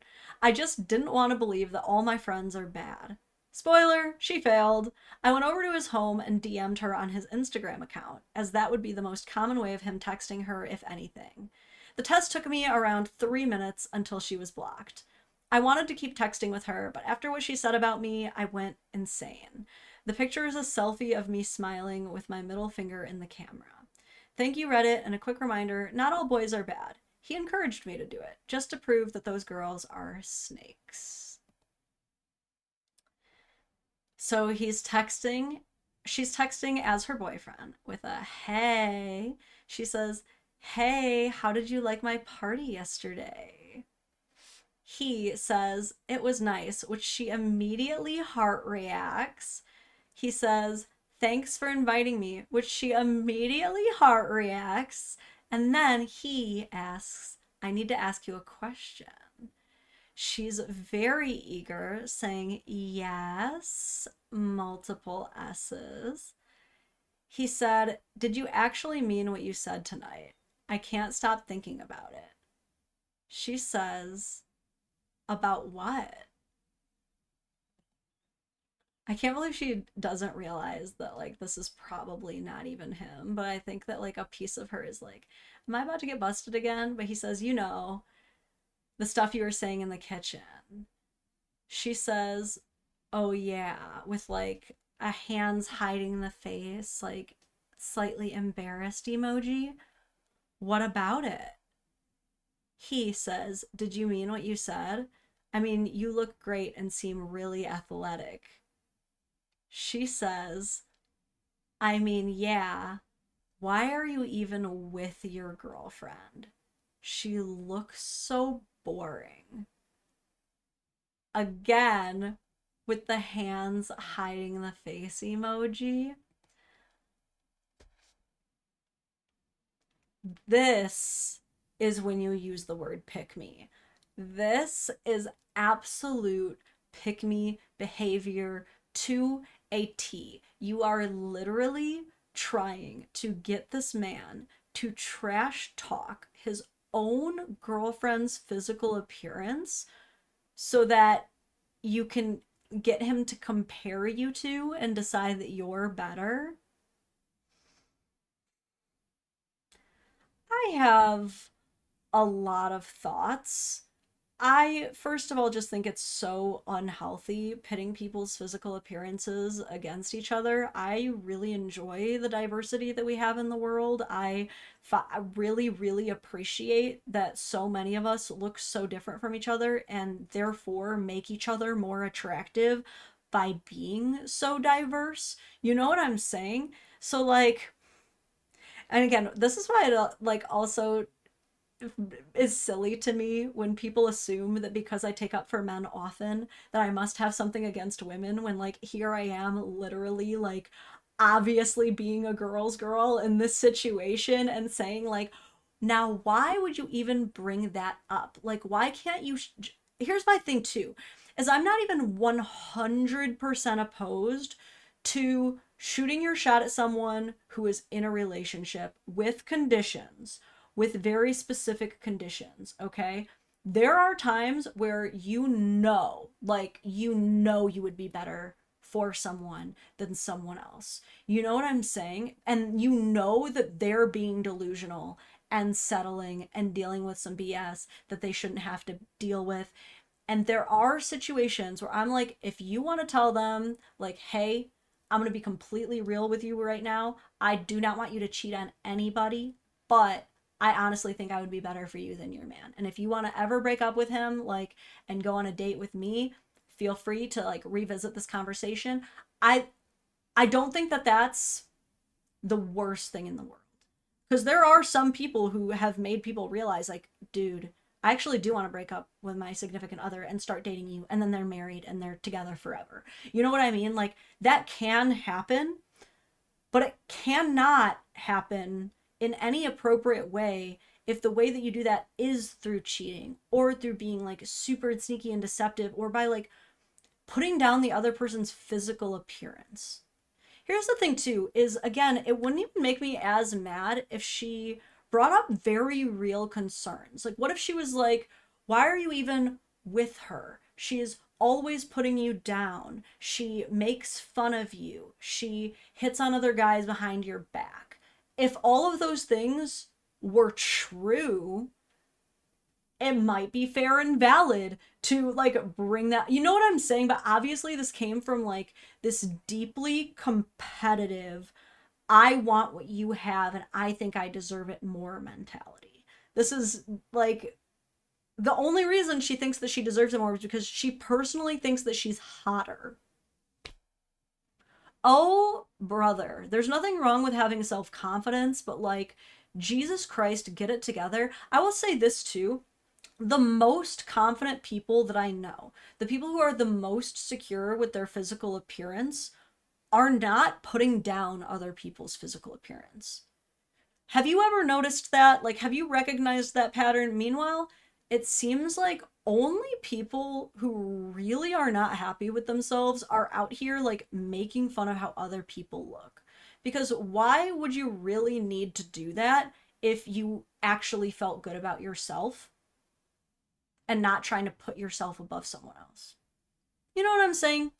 So that, oh God, I had to go on an absolute tangent about that. I was mad, okay? Anyway, she sends the photo, which at this point, again, it's like her with, I think she said her kids or kids. I don't know. They were really young, so I don't think they were her own kids, but it was her giving the middle finger. She keyboard smashes. And she says, I was testing him. I wanted to send you screenshots. Girl, you can't even send screenshots because you're blocked. That's crazy. Because if you really were going to send screenshots, wouldn't you not say this part? The part that's a mean as F, dude? She simply responds with, mm-hmm.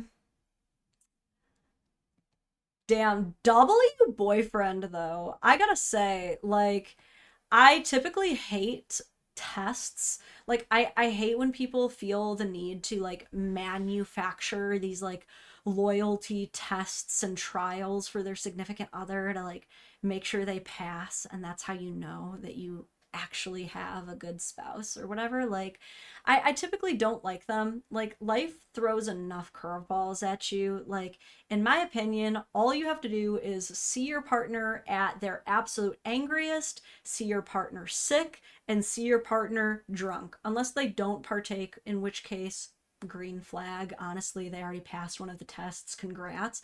But like, once you see your partner in those states, if you're not like completely turned off or fearful, then you're probably pretty good. Like, we typically don't have to have all of these tests, but damn, for this guy having to go through like mini Temptation Island up in her friend group and coming out like an absolute boss. Yeah, you gotta marry that man, girl. I hate to say it. There's no breaking up now.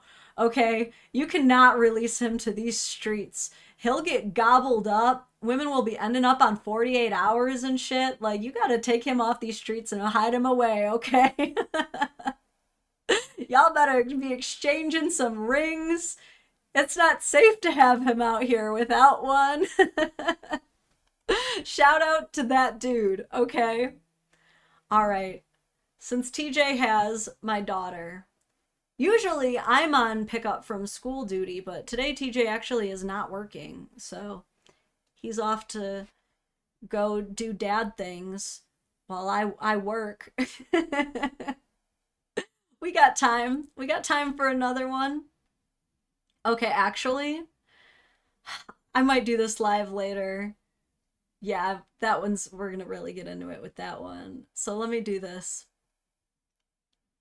Another nice girl for ya. This one says, am I crazy? So he's talking to a girl. He says, you're a business owner? What's your product or service? She says, lash extensions. He says, is that a good living for you? When did you start that? Now, I will say this. I'm not trying to be a team nice girl here, but there's probably a better way he could have phrased, is that a good living for you? Because even if you're like a girl asking a guy that question, or a man asking another man that question, it comes off as patronizing. Do you know what I'm saying? It's kind of like saying like, oh, that's cute. Do you like, you make decent money doing that? You know what I mean? I feel like there's probably a better way that he could have phrased that. Let's see how she responds. She says, I have a very comfortable life. I started it in 2011. It's weird for a man to ask that. Usually it's girls who are interested in how much money a guy is making because they're looking for a provider. And guys usually don't care how much money the girl is making. So like, even though I don't think it was his intention, this is what I mean by the knee-jerk responses. Is girls are so trained to look out for guys who might want you to like pay 50-50 or in any way like help carry the team financially, that they are immediately like, no. He says, I wasn't asking because how much you make matters to me.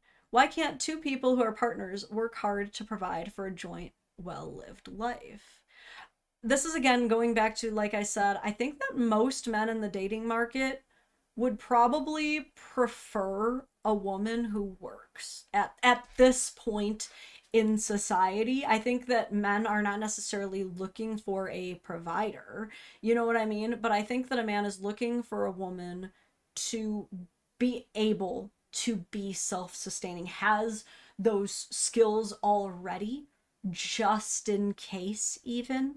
You know what I'm saying? Is that fair to say? I know plenty of guys will happily take an unemployed woman and agree to pay the bills, but I think most guys are looking for someone who can at least help, to be honest.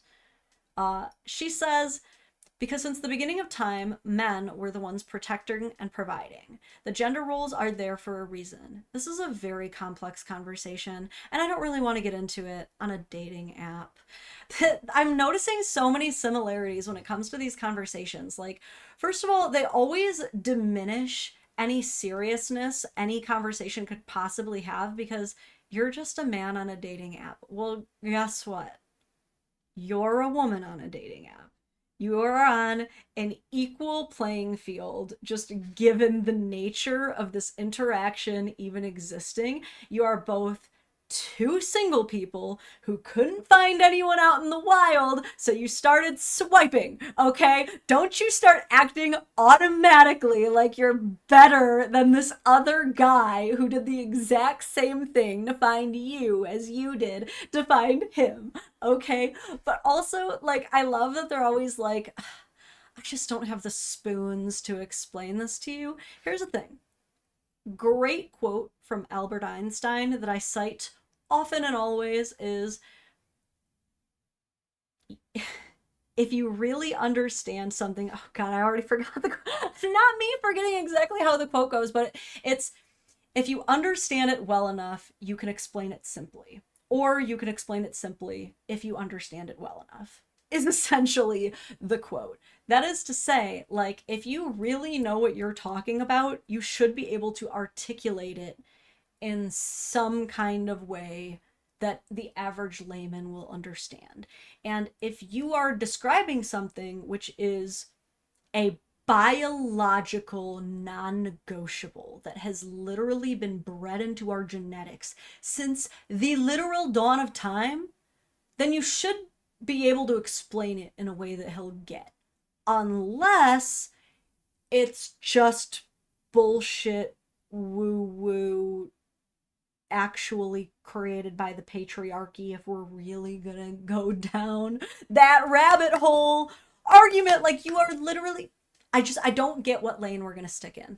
Is the idea of set gender roles that women are barefoot in the kitchen raising children and men are hard laborers and workers and provide the income, was that invented by the patriarchy and is bad, or no? Or no? Because I fear that I'm never going to get a consistent answer, because I feel like most women are like, the patriarchy is bad, and all of these things that have held women back in life are a direct result of the patriarchy. But then they're like, men need to provide. Repeats back all of the patriarchal talking points, like that. Yes, Rahul, thank you. If you can't explain it simply, you don't understand it well enough. Thank you. That is the quote. That's so much better than any of the phrasings that I gave it. I'm sorry, Einstein, I didn't do you justice, but also you were a pretty big fucking asshole in your life. Like, you cheated on your wife a lot, and you stole a lot of women's works and claimed them as your own. So, like, you can't be that mad at me. You can't be that mad. Okay.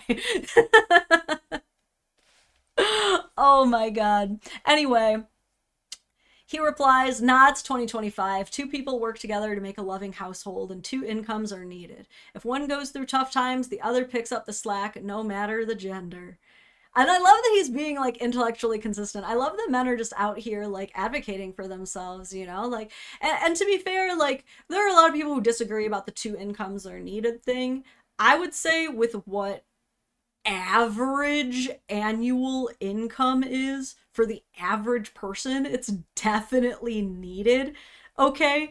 Like, situationally, is it needed? Maybe not. If one person is, like, easily making six figures, then, like, maybe you don't need the other person to work. But the average person definitely does.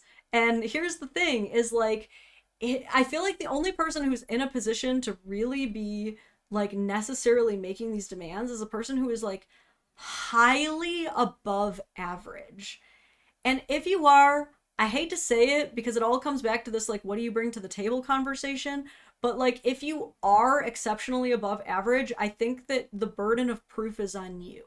Do you know what I'm saying? Like, women love this whole narrative that we have inherent value and that we provide so much just by being women, and so that's why you should do all the icky, gross, hard things, because our existence is the prize.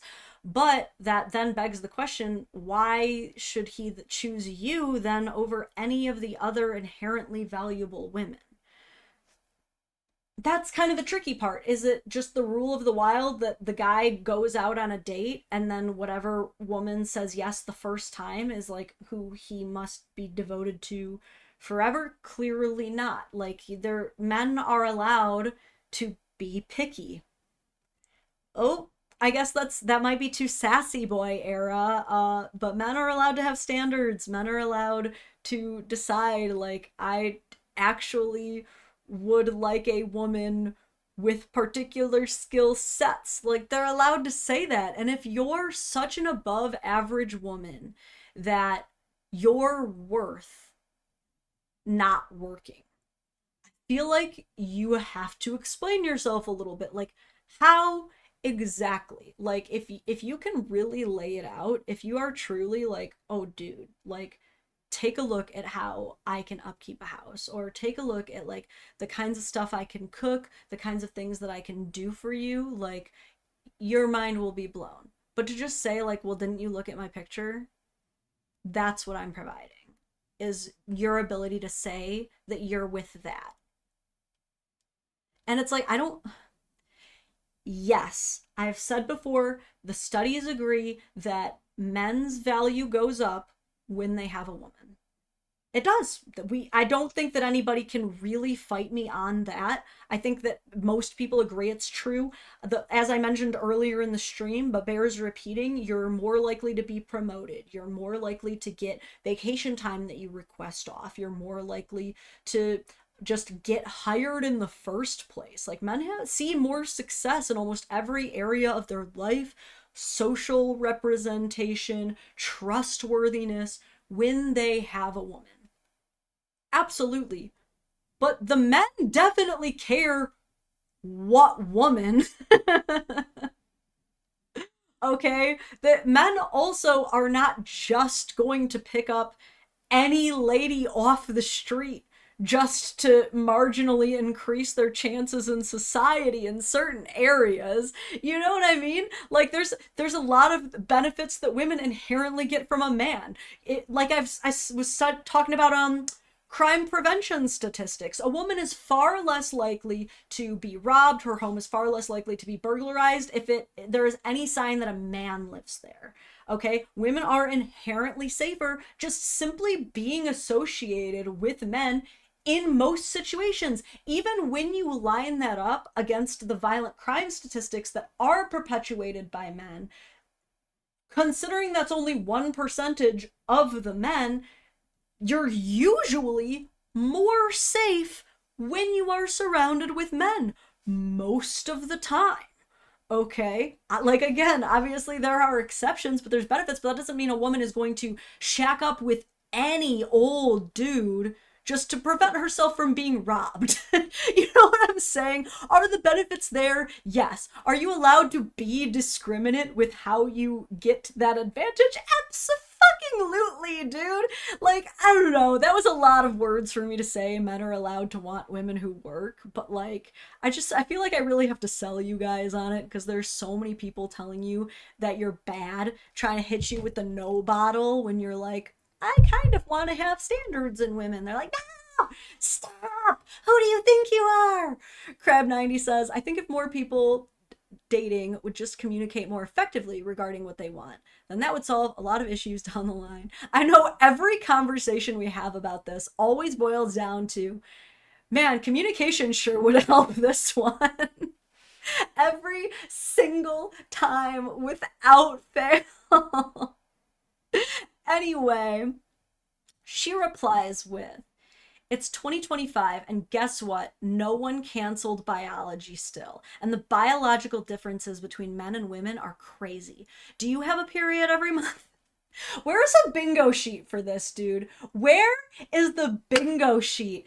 Every freaking time, dude. Why men need to pay all the bills? Because period. Like, I feel like I need to write an entire dissertation at this point. Why having a period sucks, but is not enough to excuse you from all adult responsibility. An essay by the Dadvocate. I shouldn't have to write it, but I think I might have to, unfortunately. Oh my god. Do you go through hormonal changes that we do that basically screws up 2 weeks out of 4? Can you give birth? I feel like the time that a period lasts socially and like within the social zeitgeist of how it's being expected to be understood has changed so much. Like when I was a kid, everyone was like, you're gonna get this period and it's gonna last about a week.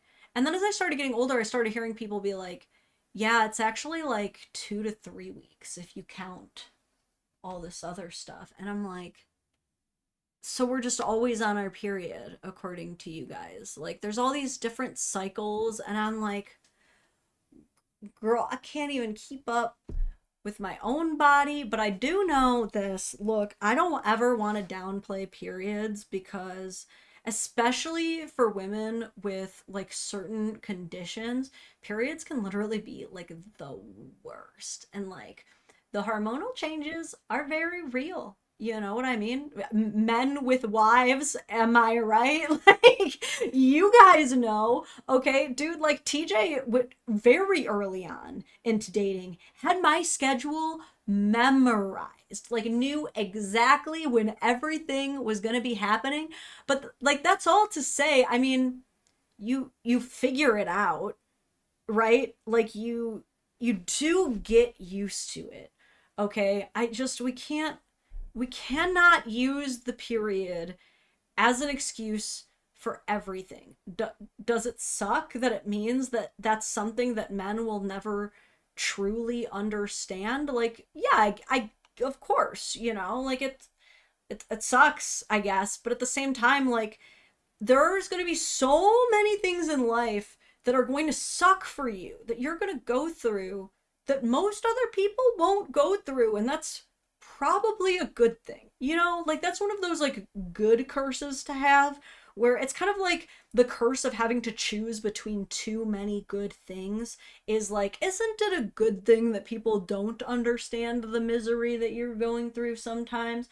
You know what I mean? Like, they're never going to fully understand, just like there's going to be plenty of miseries that men go through that, like, as empathetic as of a person as we women might be, like, there are some things that I will never fully understand about being a man. And instead of like counting every tally for like making sure that like, oh, that, well, this is all of the things that like I have to go through, so what are you going through? Like, maybe we just focus on relieving each other of our burdens as they appear, right?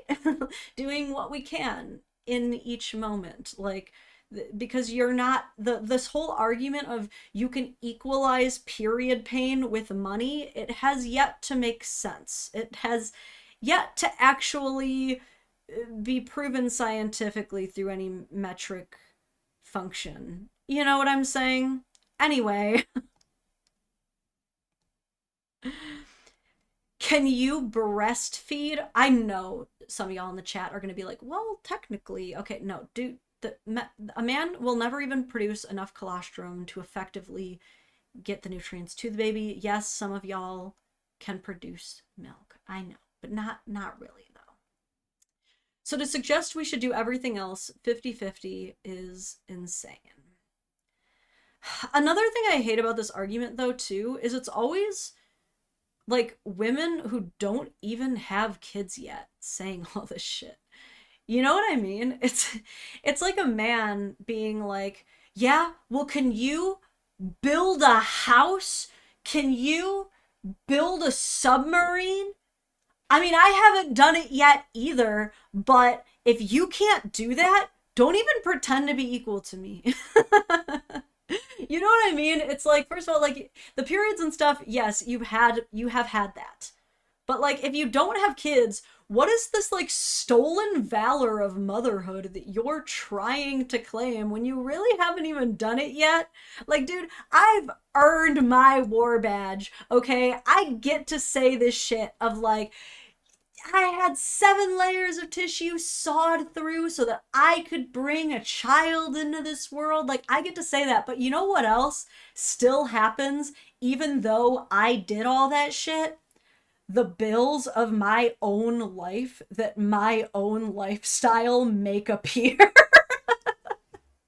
Like, I'm still using city water. I'm still heating and cooling my house. I still live with a roof above my head, and I still have to pay those fucking bills, okay? Like, even when, this might be a terrible news flash, bad news today for women, but having a child does not stop the responsibilities of your own lifestyle choices. You still have to pay for your place in the world because you're still leaving major economic footprints everywhere we go. We are still consuming and utilizing resources that require other people's work, so we gotta pay for it somehow, and us just existing isn't quite enough. Okay? We still gotta do something. Oh my god, Dylan said Lauren earned her milk factory Girl Scout badge. This girl probably has completely naked sash. Man, I really did too. I made it to all of the breastfeeding milestones. There's like certain ones, there's like what do they call it? There's like bronze, silver, and gold, and like gold is like the 2-year mark. Baby, we made it and then some, okay? Listen, I definitely did my time, and yet the consumer's energy bill still hits, and yet my DTE energy is still due. You know what I'm saying? Like, oh my god. But this is the thing, is there's just a difference between reality and idealism. And I'm sorry, but like I prefer living in reality. And like the difference between reality and idealism is a person who is like, I am a pedestrian, so cars are not supposed to hit me. That's idealism. Like, we can all agree with that concept. We can all agree that that idea is very nice. But the reality is, if you step out into the street before the white flashing man shows up on the sign, a car's still gonna hit you. It shouldn't. It's not supposed to, but the reality is you're still gonna be hit by that car.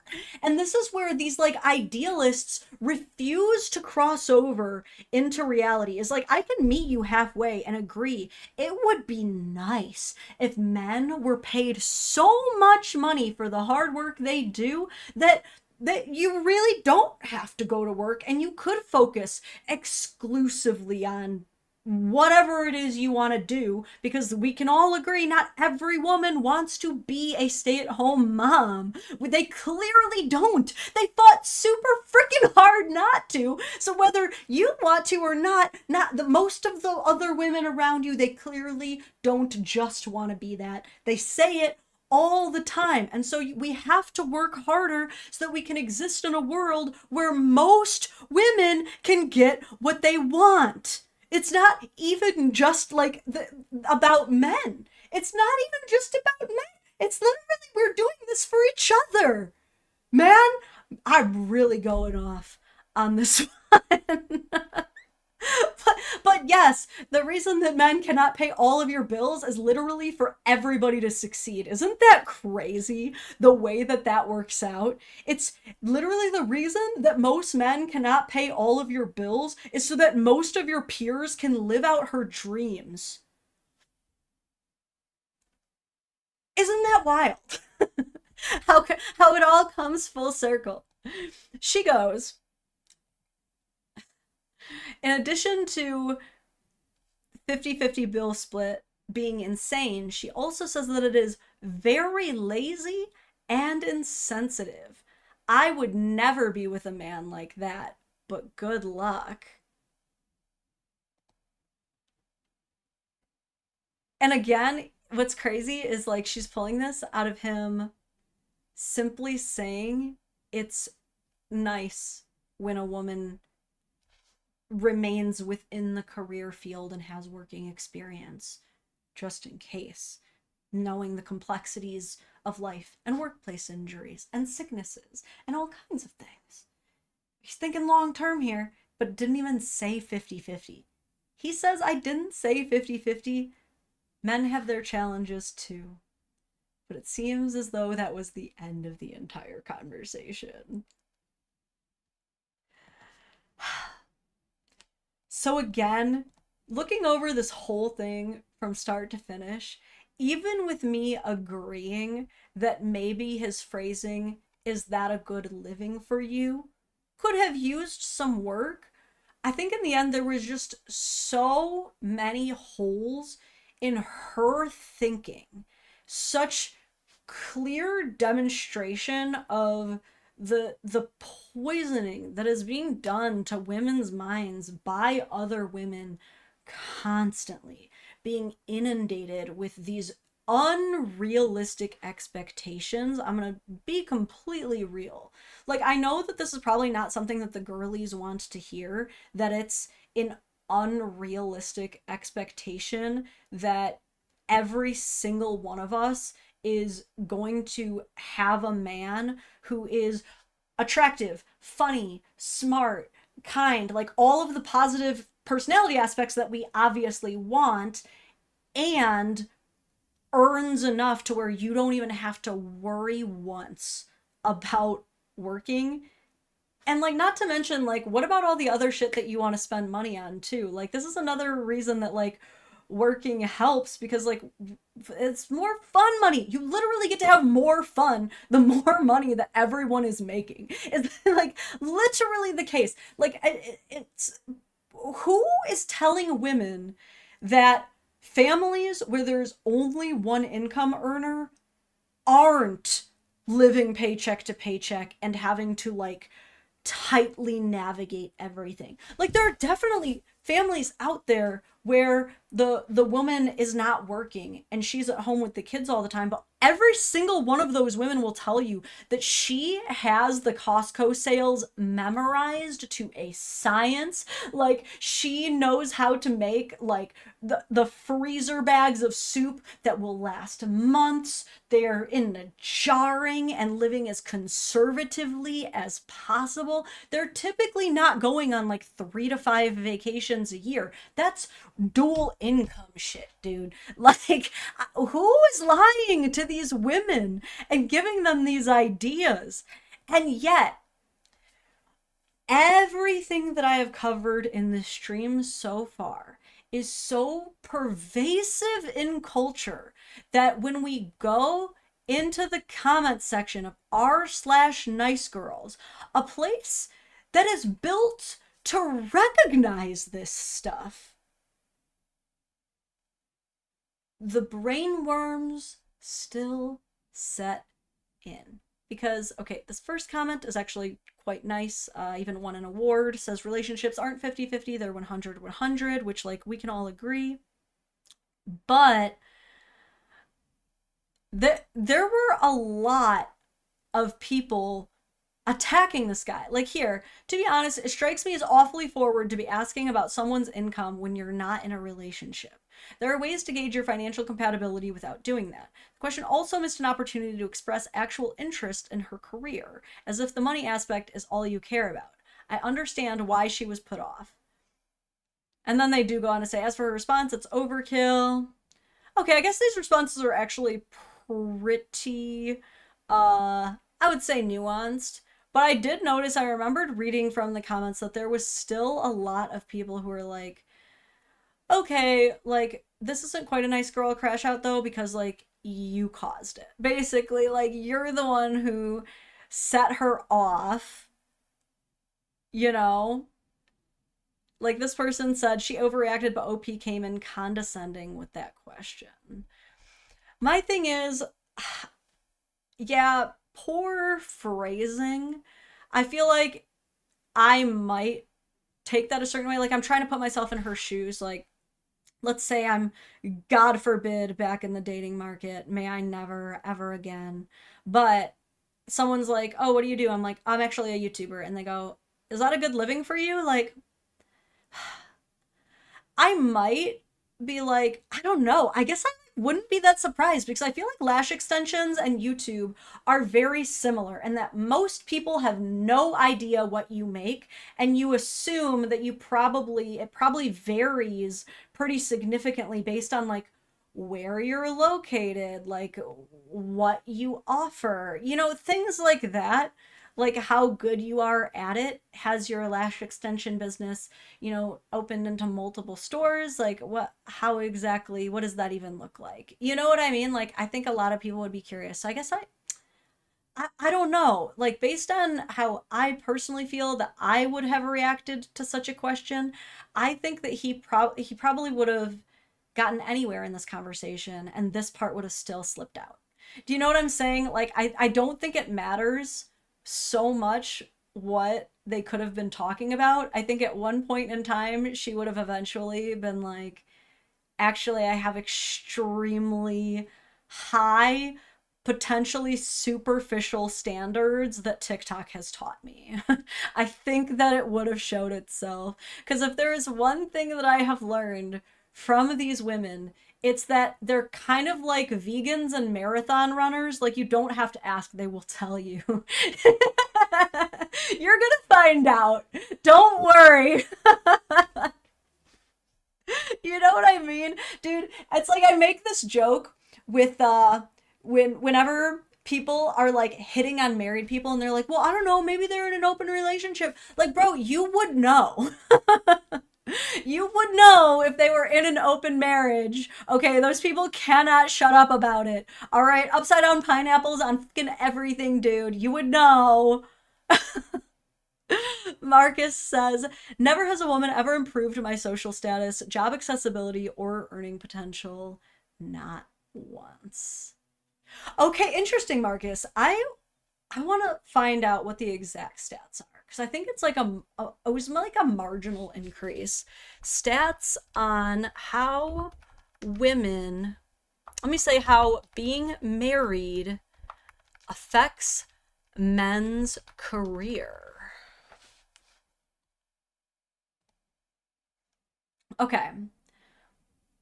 From one source, married men earn approximately 11% more per hour than men who have never been married, even after controlling for factors like experience, education, and age.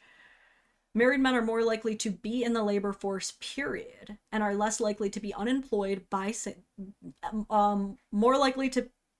likely to be unemployed than single men. The social perceptions one, I can't find an exact number on that, but there's even terms called like the marriage premium, which refers to increased earnings and career advantages that are associated with being married. Yeah, I mean, like statistically it's there, but statistics are not like all one size fits all blanket truths either. You know what I mean? Like, there's also a lot to be said for there may have been like unseen benefits that maybe you didn't realize was even happening in your life while you were with women. You know what I mean? Potentially. Like I said, I think I'm a big believer in men and women really need each other. I've been saying that. I'm very anti-MGTOW, and so obviously I'm also very against these self-isolating practices that women are creating as well, with like all the women going their own way, which in my opinion might be controversial, but I think WGTOW is much more popular and societally accepted than MGTOW. It's just that it doesn't have a name. nobody's calling it anything, and because it's so societally accepted, when women go their own way and reject men and begin hating men, there's not a word for it because it's just another Tuesday. when men are like, you know what, then I'm sick of women, it's like, whoa, whoa, whoa, buddy, that's a social problem, and that, who conditioned you to be this way? Was it Andrew Tate? Hey, you stop that. Like, it's not good, but it's definitely not one-sided either. It's definitely probably more of a reaction than people want to give it credit for. But like, men and women definitely need each other. We definitely benefit. I think there's tons of benefits that we have from each other. Obviously, it's so, like, it's crazy that we've gotten to a point where, like, we're trying to deny that. Like, we're actively denying, like, no, men don't bring anything to our table. Like, really, guys? That's not true, though. And Marcus, I know you're not, like, trying to say that. You know what I mean? You're not, like, one of those guys that's like, I don't know, women have never done anything good for me. But I definitely believe you when you say, like, nope, I was still making the same old money. Because there's obviously a place for you in the statistics. We deduce for that. Oh man, yeah, this is just becoming like so pervasive in society, this entire mindset, dude. That's why I talk about it. That's why I'm constantly yapping, because there's always more to talk about. All right, I should probably get wrapping up though. Like I said, I have been yapping for quite some time, and even though TJ is distracting my kid, I can't yap forever. So listen, you guys, there's already some early access Dadvocate videos. If any of you guys are interested in becoming a YouTube member or going over to patreon.com/thedadvocate and becoming a Patreon member, look into both. There's different like benefits for each. The most direct, like, you both get early access, you both get the same exclusive content, but I would say the main difference is that with YouTube, it mainly benefits the lives, as you get like the exclusive emojis, you get a cool little shield next to your name that evolves over time and becomes a cooler, stronger weapon and will become more mythical as time goes on. And if you join the Patreon, there's different exclusive merch options and access to the Discord, but I think I'm just gonna make a pinned thing that gives YouTube members access to the Discord too. It's not as automated, but I feel like YouTube members deserve access, so I will work on that. But just had to plug that a little bit. If you haven't already, please like the video. I know I told you guys you don't have to look at your screen, but now you do need to. Just simply hitting like on the video actually does so much for the algorithm, so please consider doing that. And while I do not have another live for this week scheduled, just because I've been trying to leave my schedule open for a couple secret projects that are in the works here and there, big newses are going to be announced eventually, so just stay excited. But I do want to do another live. I still have tons of other stuff I want to talk about with you guys, so just stay tuned there.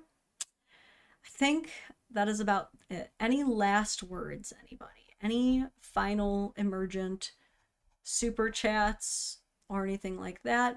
Alleluia says, hey, just wanted to say hello. Hey to you. Rahul, the standard deduction is doubled for MFJ and the brackets are higher, meaning lower taxes on the same income. Oh, are you saying like tax benefits of being married too? I'm like interested about that though, because I've heard that like a lot of people claim that they make way more on their taxes filing as head of household on their own. And I've heard other people say that they actually can get the same benefits of earned income tax credit, even just living with someone. Dylan, if anybody could join the Discord twice, it would be you, quite frankly. All right. I think this is a good place to wrap up. This has been a fun stream, but I did forget to eat today. I have forgotten to do that. So probably time to go grab that Taco Bell as one last free plug for the T-Bell. Not that they need me. Not that they didn't even need that Chihuahua. They just have to build them and we will come, quite frankly. All right, y'all. It has been real. I will see you guys